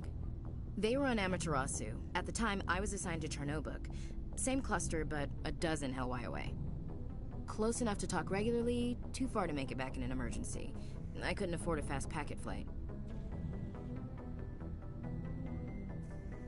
If he really liked her, he wouldn't be pushy. Yeah, of course. If he didn't ask at all, I'd wonder if he thought Sarah was ugly. Damned if you do, damned if you don't. Mike thought they'd go for a romantic walk in the woods, because he figured it was past time they did the deed. She levered Mike face first into a tree and left. Didn't have a scratch on her. Good thing Mom and Dad had us all learn some kind of self-defense. I took emergency leave and walked Sarah to school for a few days. You said all of your sisters learned self-defense? Lynn did pistol practice, but didn't like it. She's kind of nervous. Sarah took Aikido. Abby decided to learn the sword. She always was a little weird. Likes big skirts and tops you have to tie her into. They do great things to her figure, though. So, what did you learn? One of Dad's friends taught me Marine hand-to-hand. You traveled all the way home to walk your sister to school. It was only a dozen light years, like a day's cruise. It's not like I was going to Earth or something. My last day out, Mike was waiting for us. Sarah had told her friends, so everyone at school knew what he did. He wasn't happy. I wanted to snap him in half, but Sarah gave me this look, this let me handle it, I need to do this alone look. She kept her cool, God bless her, as he screamed in her face. She just let him vent. Then he tried to punch her. I swear, she just flowed around him. Next thing I knew, he's face down on the sidewalk, and there's blood everywhere. That's unbelievable. Sarah must be as good as you. Better. I'm more or less a straight-up puncher. When he swung, she wasn't there anymore, and he fell. She helped him stop the bleeding and had me call an ambulance. She told the paramedics he fell. Before they took him to the hospital, Mike touched Sarah's arm. I thought he was gonna end up on the ground again. But he hung his head, whispered, "I'm sorry," and started crying. And she hugged him. The Williams women are a decisive bunch, Commander. We do things when we're ready. Whatever. Not before, not after. Where was your father during this? Wasn't your family stationed near him? Dad always wanted to serve in space, But he wanted us to have real ground under our feet. He'd say, space is beautiful, but you can't raise a family there. I cannot rest from travel. I will drink life to the lees. All times I've enjoyed greatly, have suffered greatly, both with those that loved me and alone. For always roaming with a hungry heart, much have I seen and known, cities of men and manners, climates, councils, governments.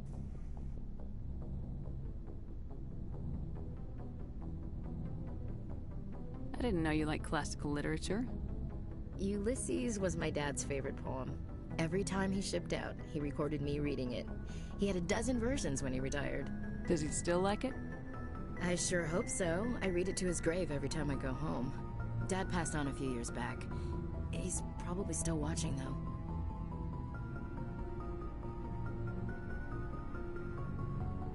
You mean from wherever we go after death? Dead on, Skipper. He's with God now. That's not a problem with you, is it? That I believe in God? I mean, no. Doesn't make sense for you to have issues about aliens. Well, I don't think she hates aliens per se. Does distrust them.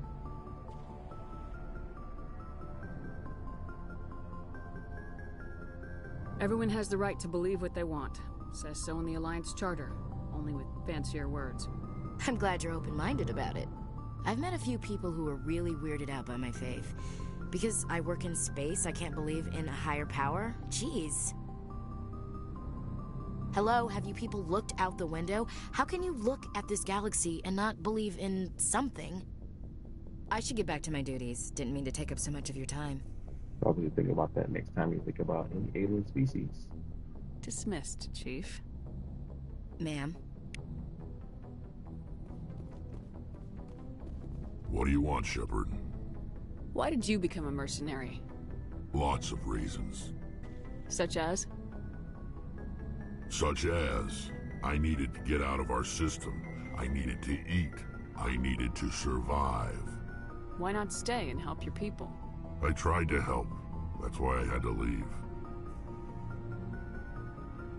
What happened? I was betrayed.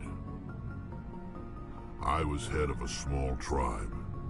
We were trying to restore order after the war, but the other tribes were against us. They followed Jared, one of the few warlords who survived the war with the Turians. But he was old, and so were his ideas. He wanted to continue the war. He wanted us to fight. Turians, Solarians, each other. It didn't matter who, as long as we were fighting.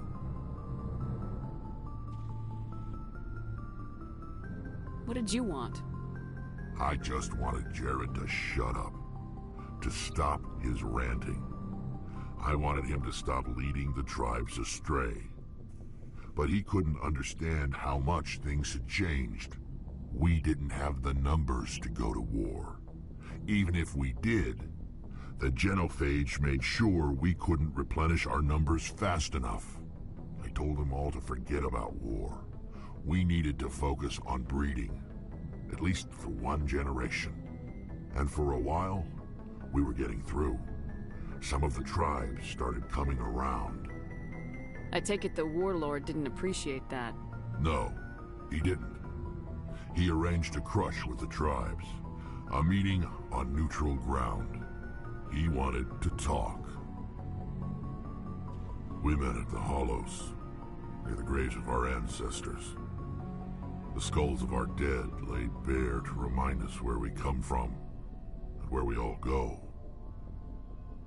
It's as sacred as any Krogan place can be.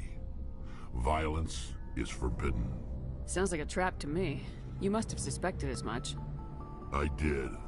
But when your father invites you to a crush, well, there are some laws that even we hold sacred. Jared was your father? He was, until that day.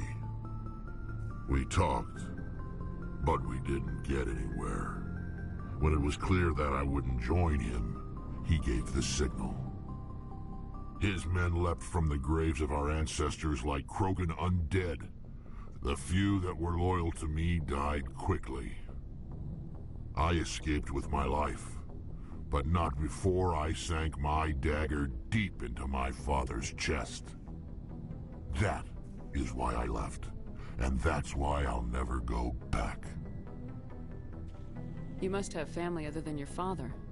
Don't you miss them? You trying to make me cry, Shepard? I've got some unfinished business with my family, but that's all. What kind of business?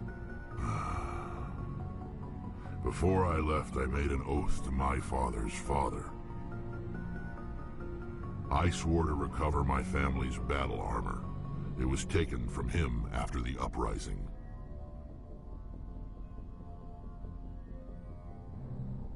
What's so important about this armor? It's a relic. Useless, really. But it was worn by 5 generations of my family before the war. It's rightfully mine. Originally, it was taken by the Turian military. We weren't allowed armor or weapons after the war.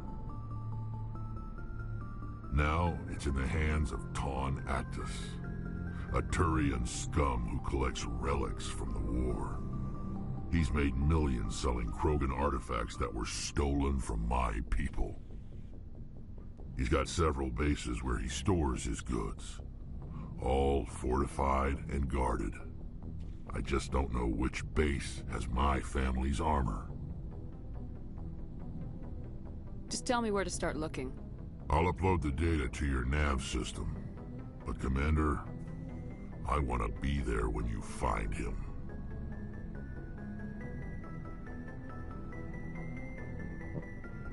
All right. So long, Rex. Shepard.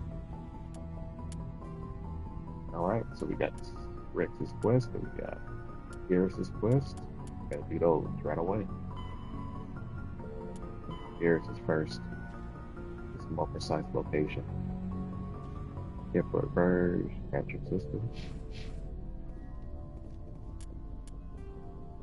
Let's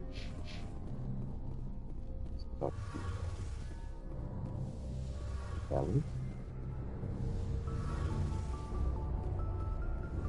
Shepard, I'm glad you're here. Good to see you smiling again, so to speak. I'm sleeping much better now. I guess I'm getting used to how quiet your ship is. I still think a lot about my pilgrimage, though. I know Steren's our top priority, but with all the worlds we go to, I was hoping to find something to bring back to the flotilla.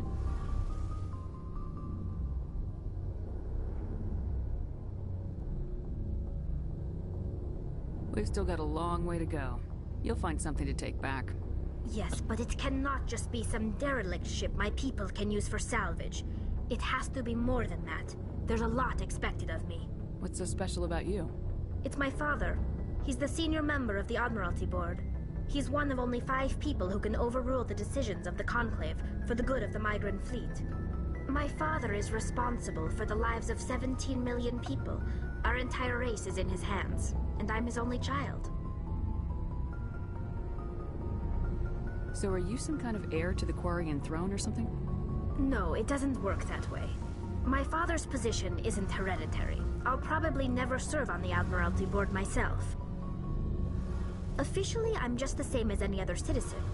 But it doesn't work that way in practice.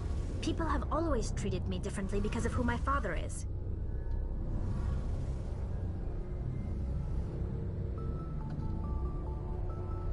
You must get all kinds of special privileges. I probably had it easier than most growing up, but it's not all good. People like my father have enemies, and they're not above using me to get to him.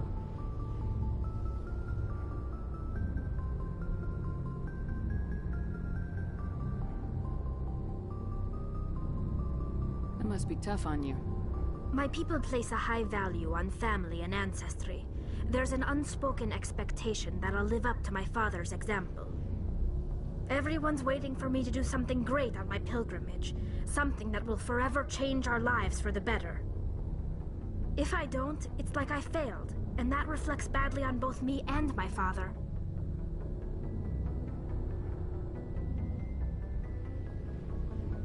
The work you're doing here is more important than anything any Quarian's ever done before. Yes, I know. But you have to understand Quarian culture. We're a very insular society. The events beyond the flotilla don't much matter to the average citizen. Our greatest dream is that one day we'll return to our homeworld and drive out the Geth. But even if we stop Saren, that's not going to happen. There's still millions of Geth behind the veil. Until they're gone, our exile will continue.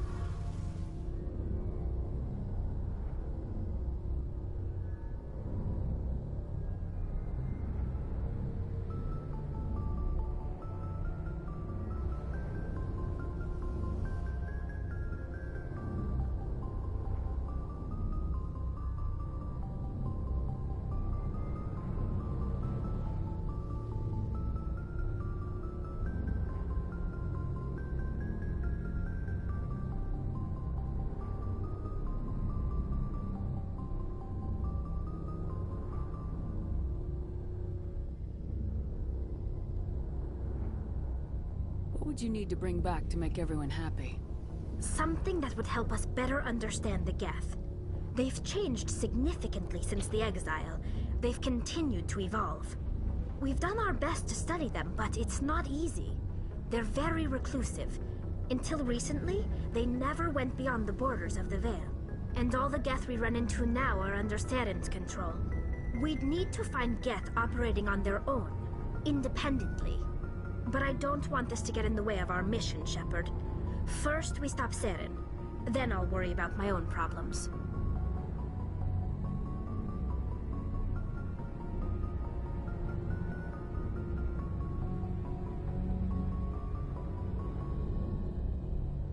What was your father like? It wasn't easy growing up as the daughter of one of the Admiralty. Even before he joined the board, he was a prominent figure. People looked to him for leadership. He had to set an example, and he expected the same of his daughter. Plus, he was pretty strict, a military man through and through. He never allowed me to settle for anything less than excellence. As a kid, I sometimes felt like he was pushing me too hard. But now I'm old enough to appreciate what he taught me. The world doesn't owe us anything. If we want something in life, we have to earn it.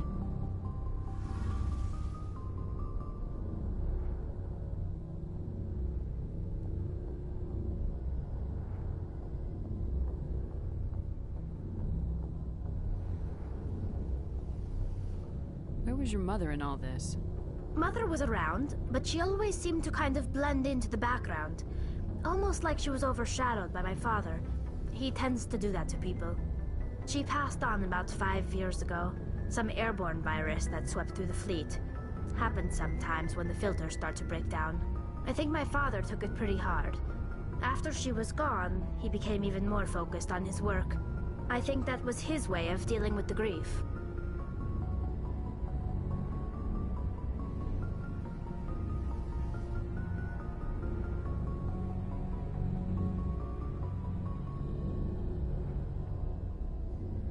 Sounds like a tough upbringing. You don't resent your father at all?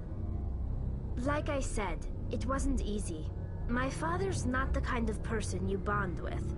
And he wasn't around all that much. Too busy. People counted on him, and he took his duties seriously. Even when he was around, he always seemed a bit distant. Like his mind was always somewhere else. Come to think of it, I can't ever remember seeing him smile. Not once. It's like he was always weighed down by all that responsibility. I mean, I know he cares about me, but he never really showed it, not in the usual way. I guess the best thing I can say about my father is that I respect him.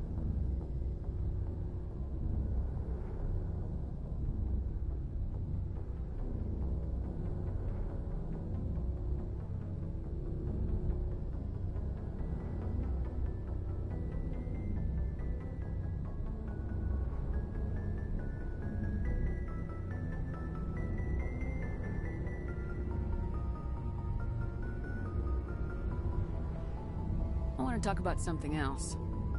Like what? I should go. See you later. Sure.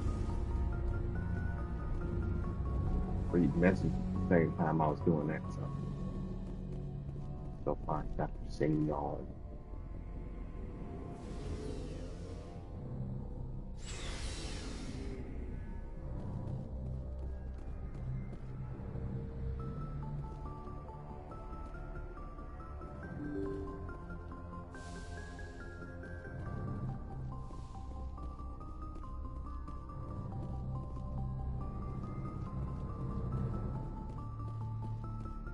Let me. He only has new things to say after.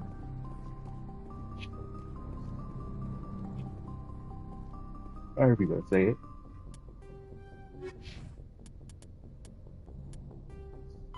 Let's see here.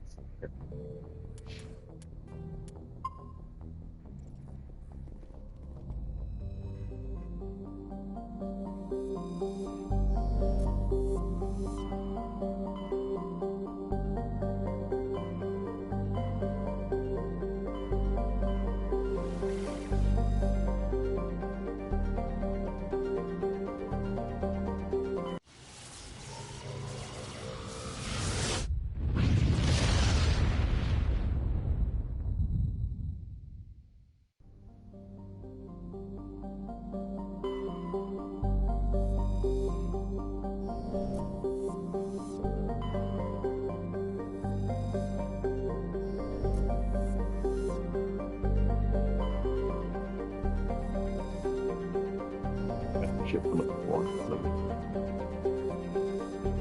check out all these other places.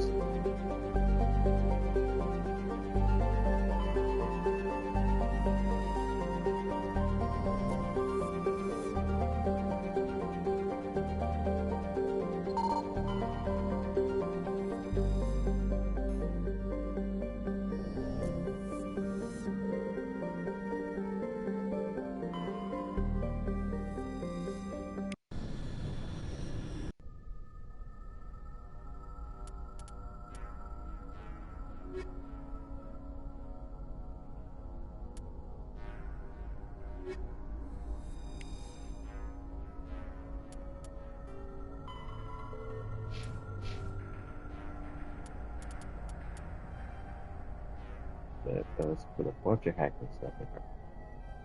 Definitely gonna need this.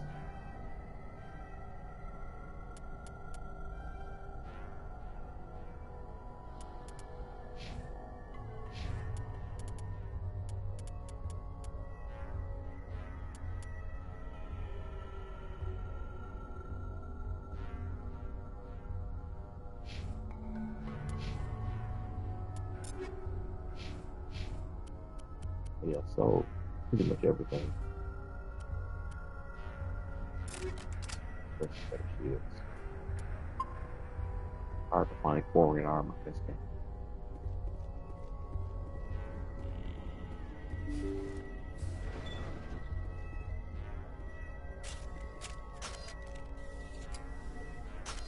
No idea why I would have a sniper rifle real quick.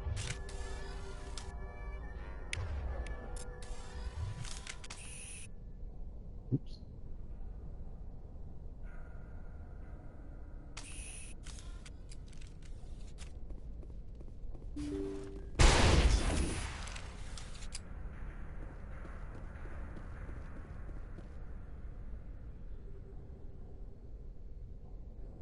Damage to myself.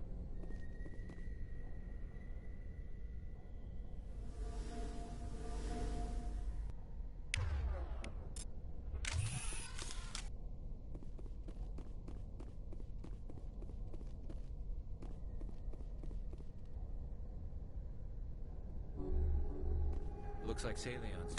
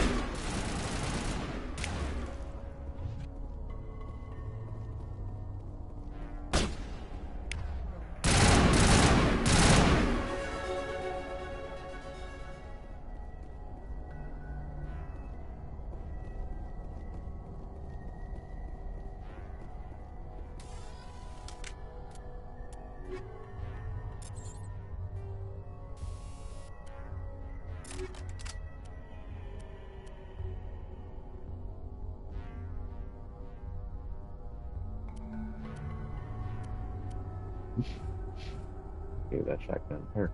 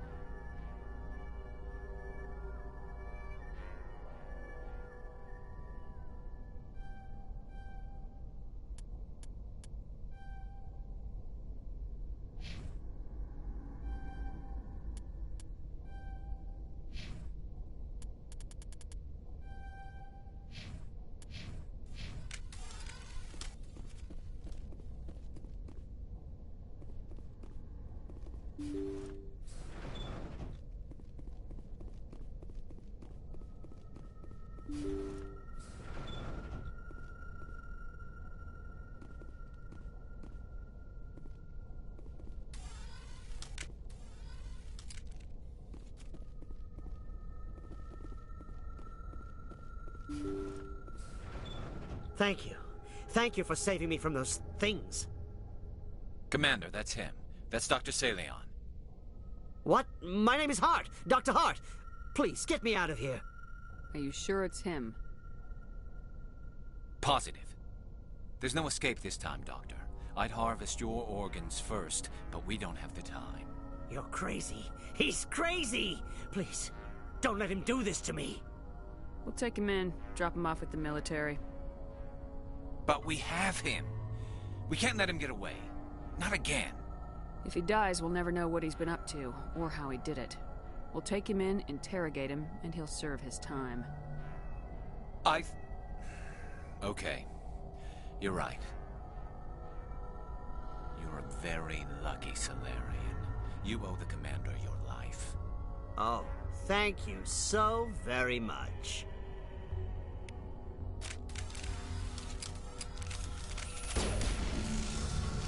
And so he dies anyway. What was the point of that? You can't predict how people will act, Garrus, but you can control how you'll respond.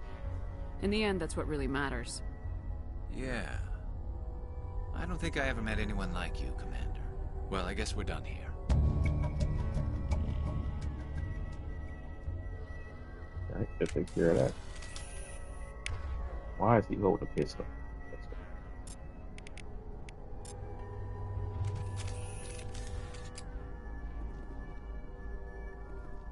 Probably happens every time I change equipment.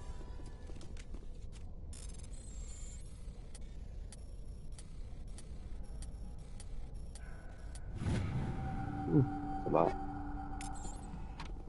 Decent.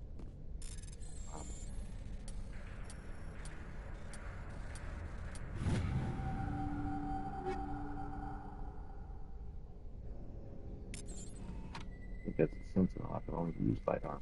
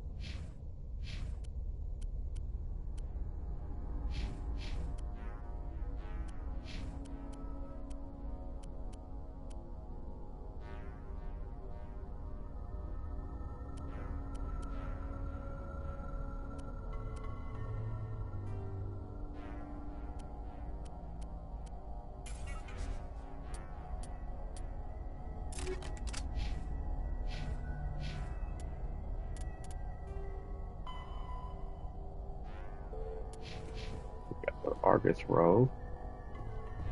Gotta find the location where Rex's armor is.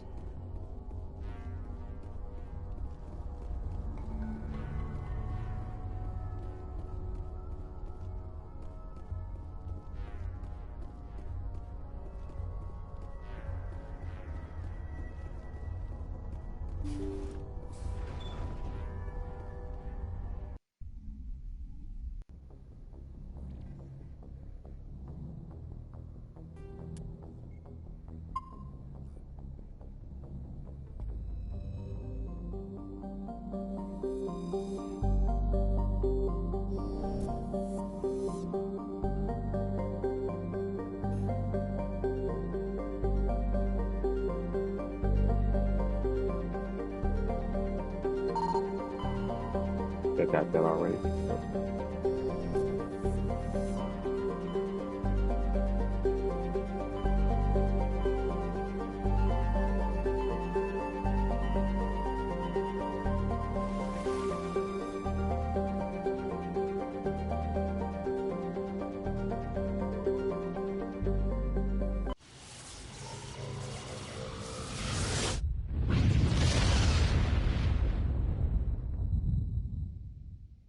Commander, urgent message from Alliance Command coming in.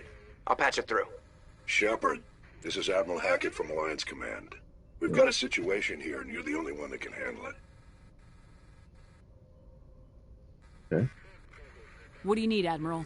There's an Alliance training ground where we test weapons and technology in live fire simulations. One of the VIs we use to simulate enemy tactics in the drills is no longer responding to our override commands. It's gone rogue.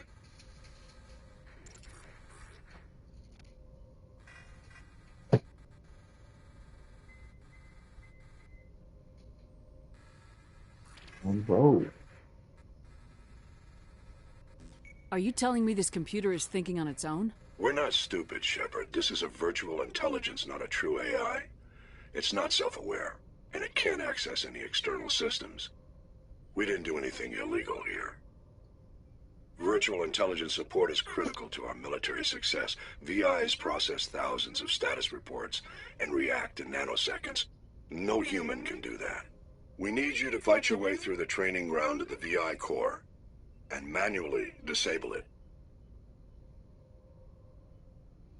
Can't you disable it remotely? Our fail-safes aren't responding. The VI operates on a closed network.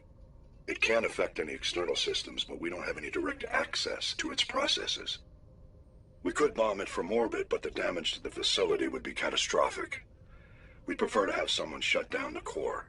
Someone like you. I know Spectres answer the Council, but you're still human. You're still part of the Alliance military, and right now we need you. The VI controls all the facility's weapons, drones, and automated defenses. You're the only one that can pull this off, Shepard. Good luck.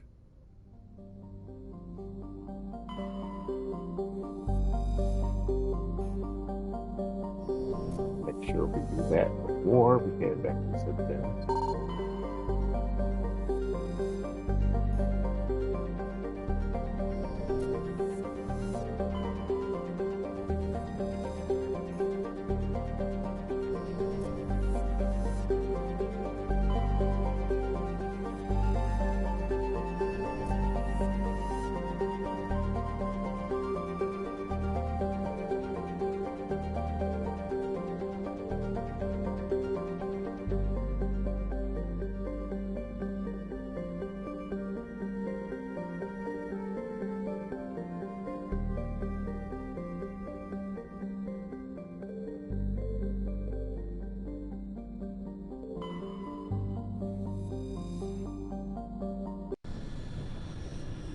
I believe this is the place.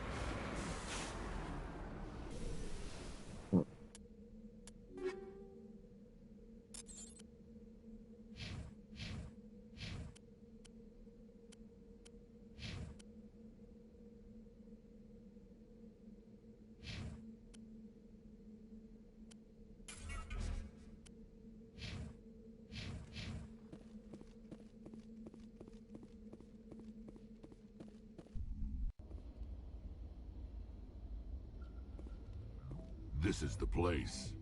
My armor's here somewhere. Good to know.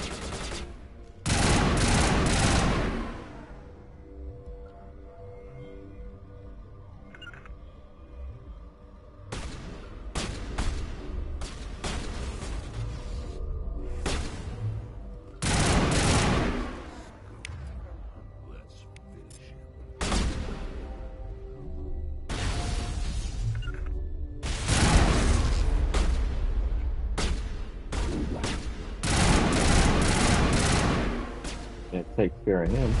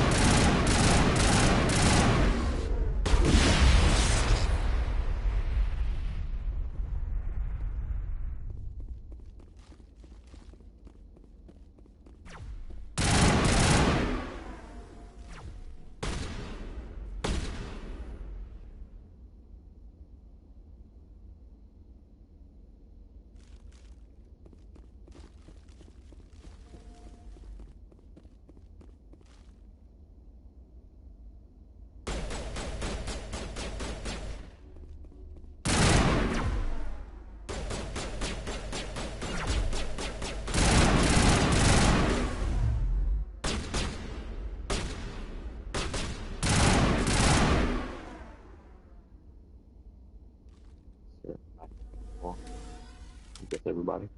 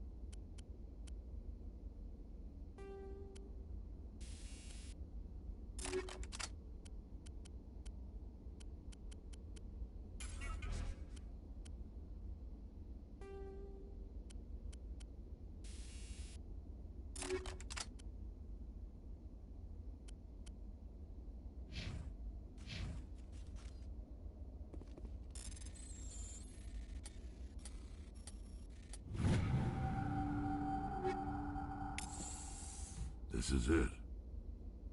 I can't believe my ancestors ever wore this piece of crap, but at least I've got it back. I'm glad we could help you get it back. I might just be starting to like you, Shepard.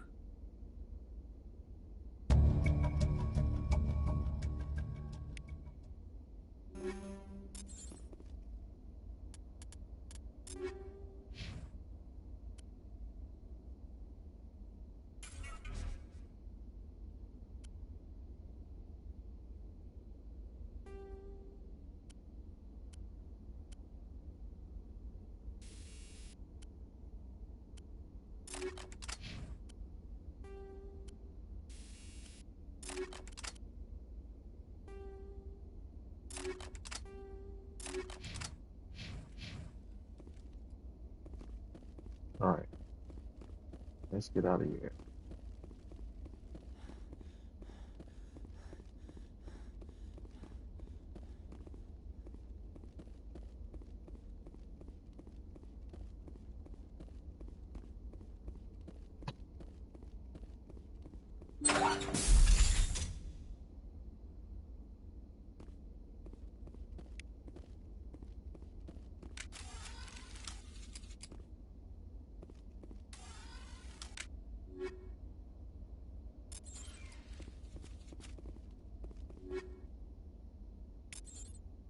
I had a lot of heavy armor, but a light armor.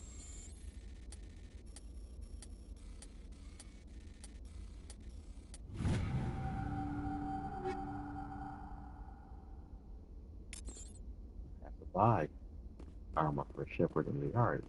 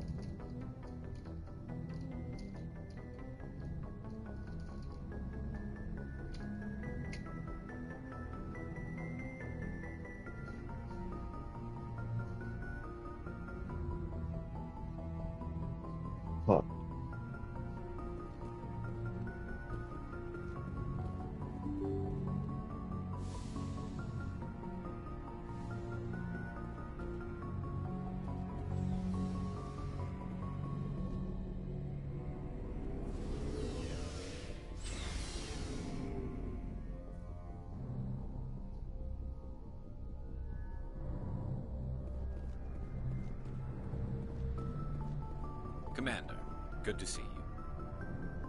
Oh, Commander, how are you? I was gonna say, Shepard? Emilia. Rex? Yeah. Well, good.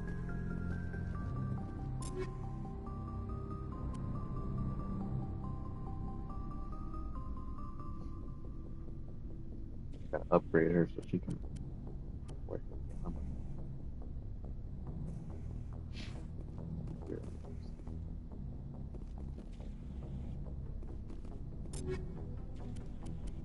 That's good, I guess.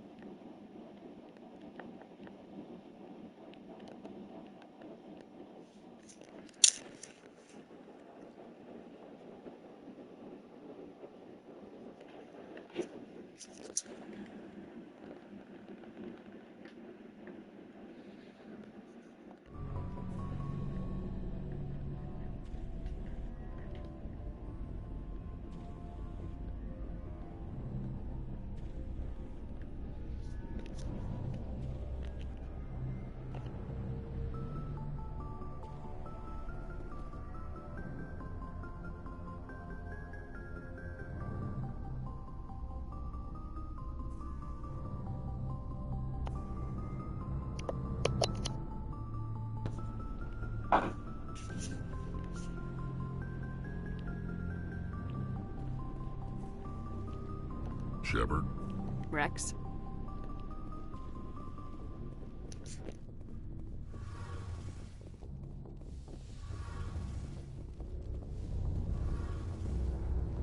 Hey, Shepard. You need something? I should go. See you later.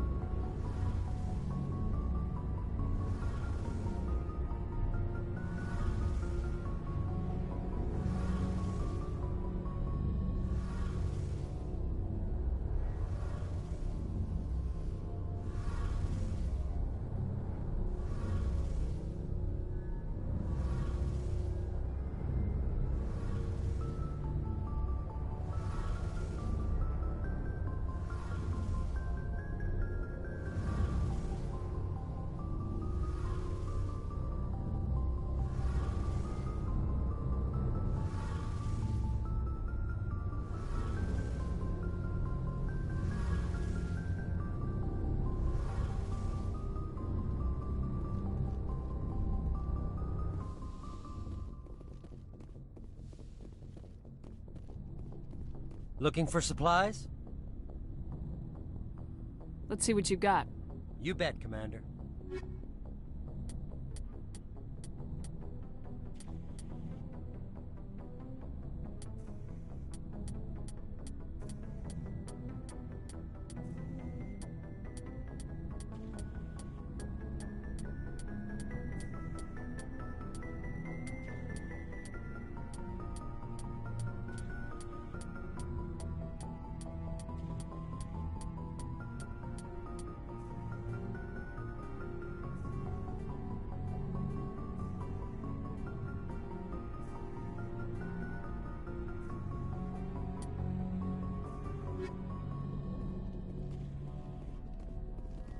Shepard?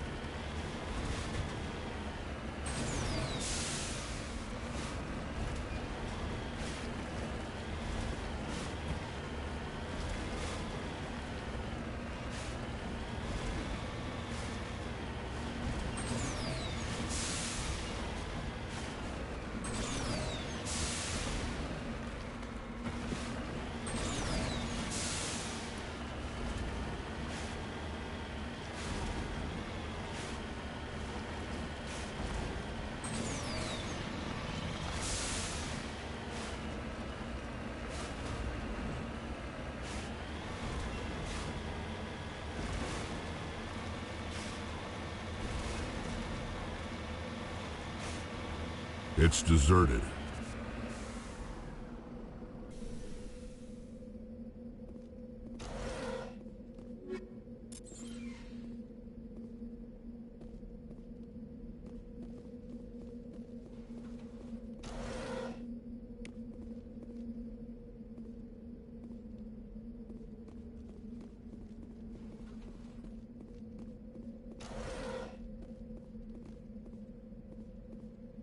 According to these data logs, the survey team unearthed some kind of alien technology.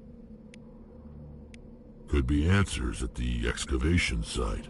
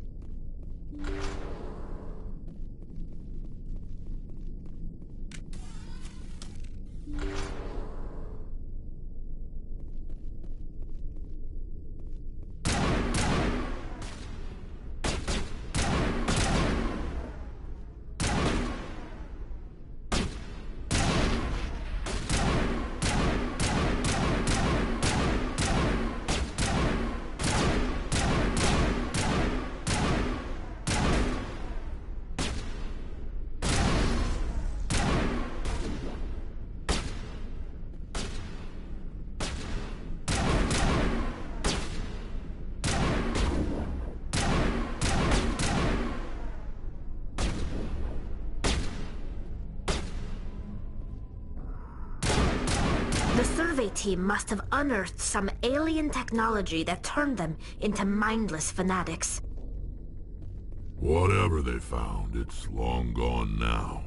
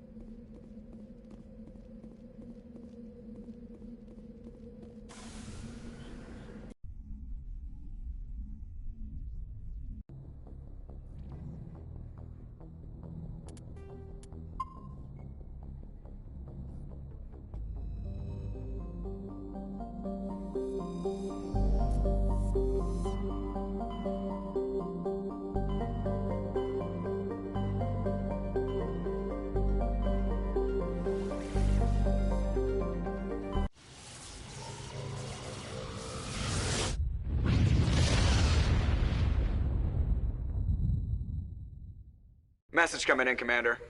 Big surprise, the Alliance needs you again. Shepard, this is Admiral Hackett with Alliance Command. We've got a mission for you. An Alliance officer named Major Kyle has set up a small compound in the Hulking Eta cluster. He's attracted a number of followers, mostly biotics. He's become an outspoken critic of the Alliance, and we believe he's mentally unstable. This could be trouble, Shepard. What kind of proof do you have that the Major is dangerous? 3 days ago, we sent 2 Alliance representatives to meet with him at his compound. They've disappeared. We believe Kyle and his followers killed them. That compound is a cult, Shepard. They call him Father Kyle now. He set himself up as some kind of religious leader. You said his followers were biotics? Yes. Major Kyle never showed any biotic tendencies himself, though. I think he's just latched onto a group he identifies with. Many biotics feel marginalized or ostracized by society. Kyle probably sees them as victims who need his protection, and they see him as someone who will fight for them. Unfortunately, he's convinced them that the Alliance is somehow responsible for all their problems. We can't let him go on like this. What else can you tell me about Major Kyle? He used to be a model soldier, but something happened to him at Torfin. Too many Alliance soldiers died under his command. Couldn't cope with the guilt. His psych evaluations showed he couldn't handle the stress of command anymore. He was given an honorable discharge in early retirement. We'd hoped he would get better in time, but we underestimated how far gone he was. Now it looks like it's too late. What were those Alliance representatives going to talk to Major Kyle about? They wanted to bring him back to an Alliance facility for treatment. Major Kyle served us faithfully for many years. We weren't going to abandon him. Given his state of mind, however, he probably saw them as a threat. We're almost certain he had his followers killed him. I might be able to end this without violence. That may not be possible, Commander. We don't want a bloodbath, but Kyle is dangerous. I'll trust you to use your judgment. Hack it out.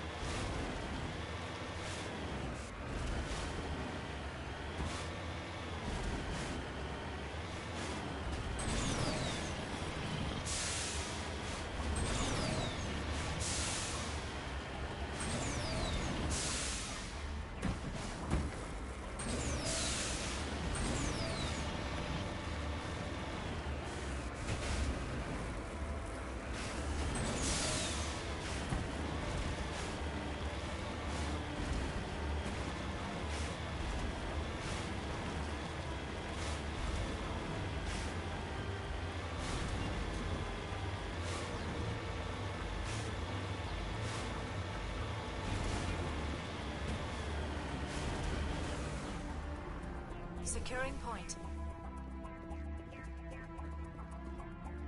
This is a private sanctuary. Outsiders are not welcome here. I need to talk to the man in charge. It's important. Father Kyle wants nothing more to do with the Alliance. I want this to end peacefully. If he doesn't see me, people could get hurt. We won't let you take Father Kyle away. He protects us. We need him. The Alliance wants someone to pay for those murders. Let me speak to Major Kyle, and maybe I can find some way to help you all get out of this alive. Wait. Father Kyle will speak with you. Head to the building at the far end of the compound. He'll meet you there.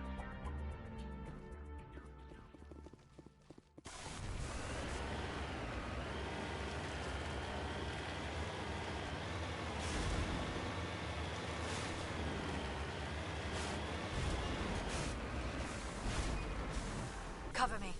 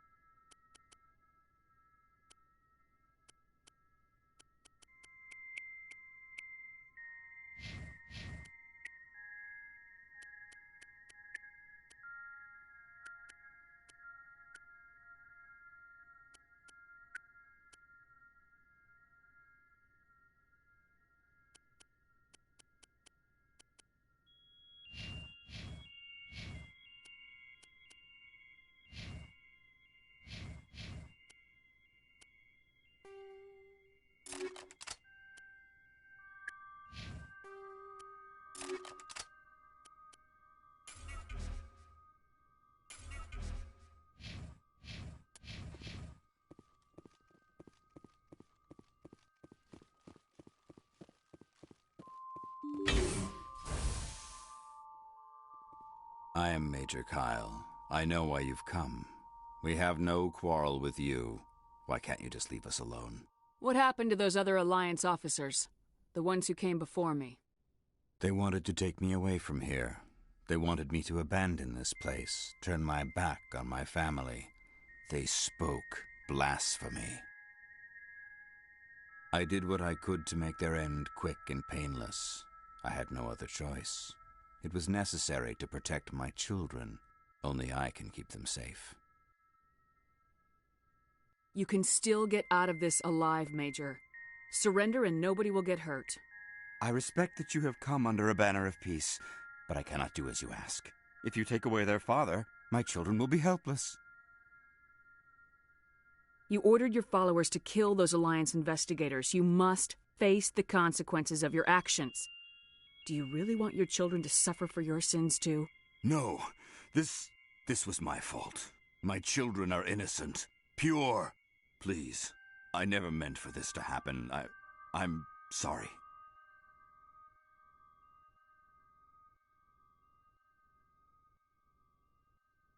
You're doing the right thing, Major. Your children will be better off for it. Come on. Wait. If my children see you taking me away, they won't understand. They will attack, and you will be forced to kill them all. You have shown me the error of my ways, Commander. Now you must give me time to explain it to them. It is the only way they will understand. Please, give me 1 hour. After that, I will meet the Alliance authorities at the gates of my compound and surrender without violence. I give you my word. I'm gonna trust you. If you betray that trust, you and all your children will suffer. I will not betray you, Commander. Thank you for this. Joker can have the 5th Fleet pick Major Kyle up. I just hope you know what you're doing, Commander.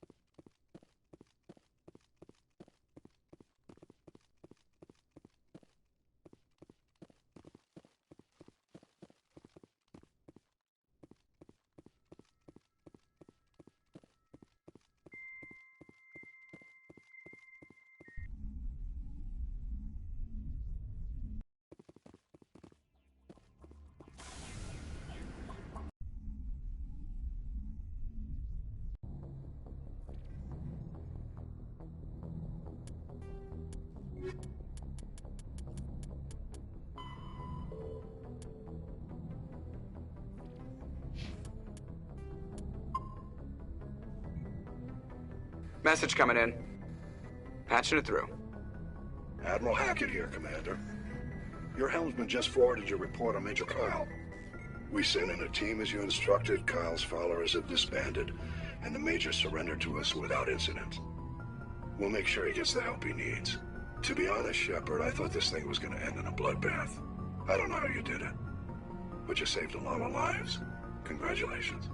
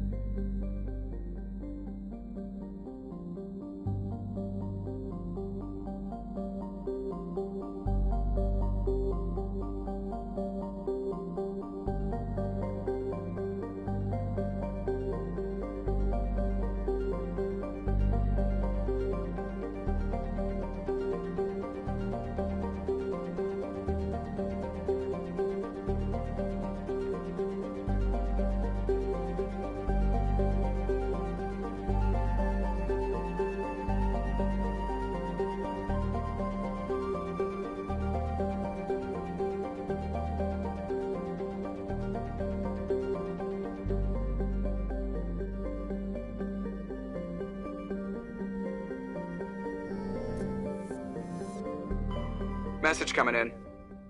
Patching it through. General distress call from the Sacred Angel Medical Transport. Critical system failure. Losing power. Emergency landing. Argos. Communications failing. Life support and emergency transponder. Won't last. Please hurry.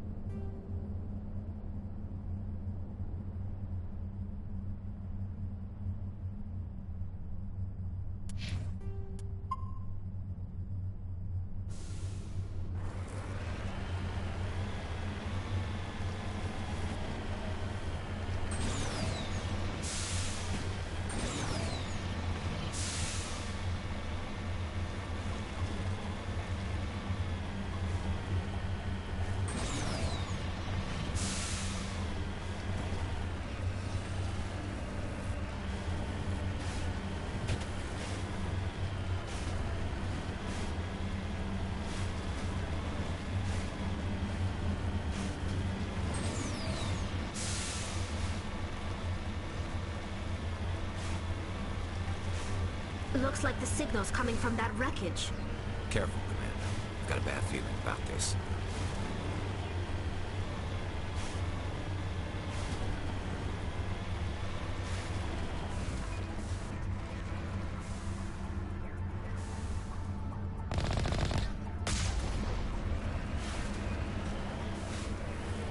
Get! It's a trap.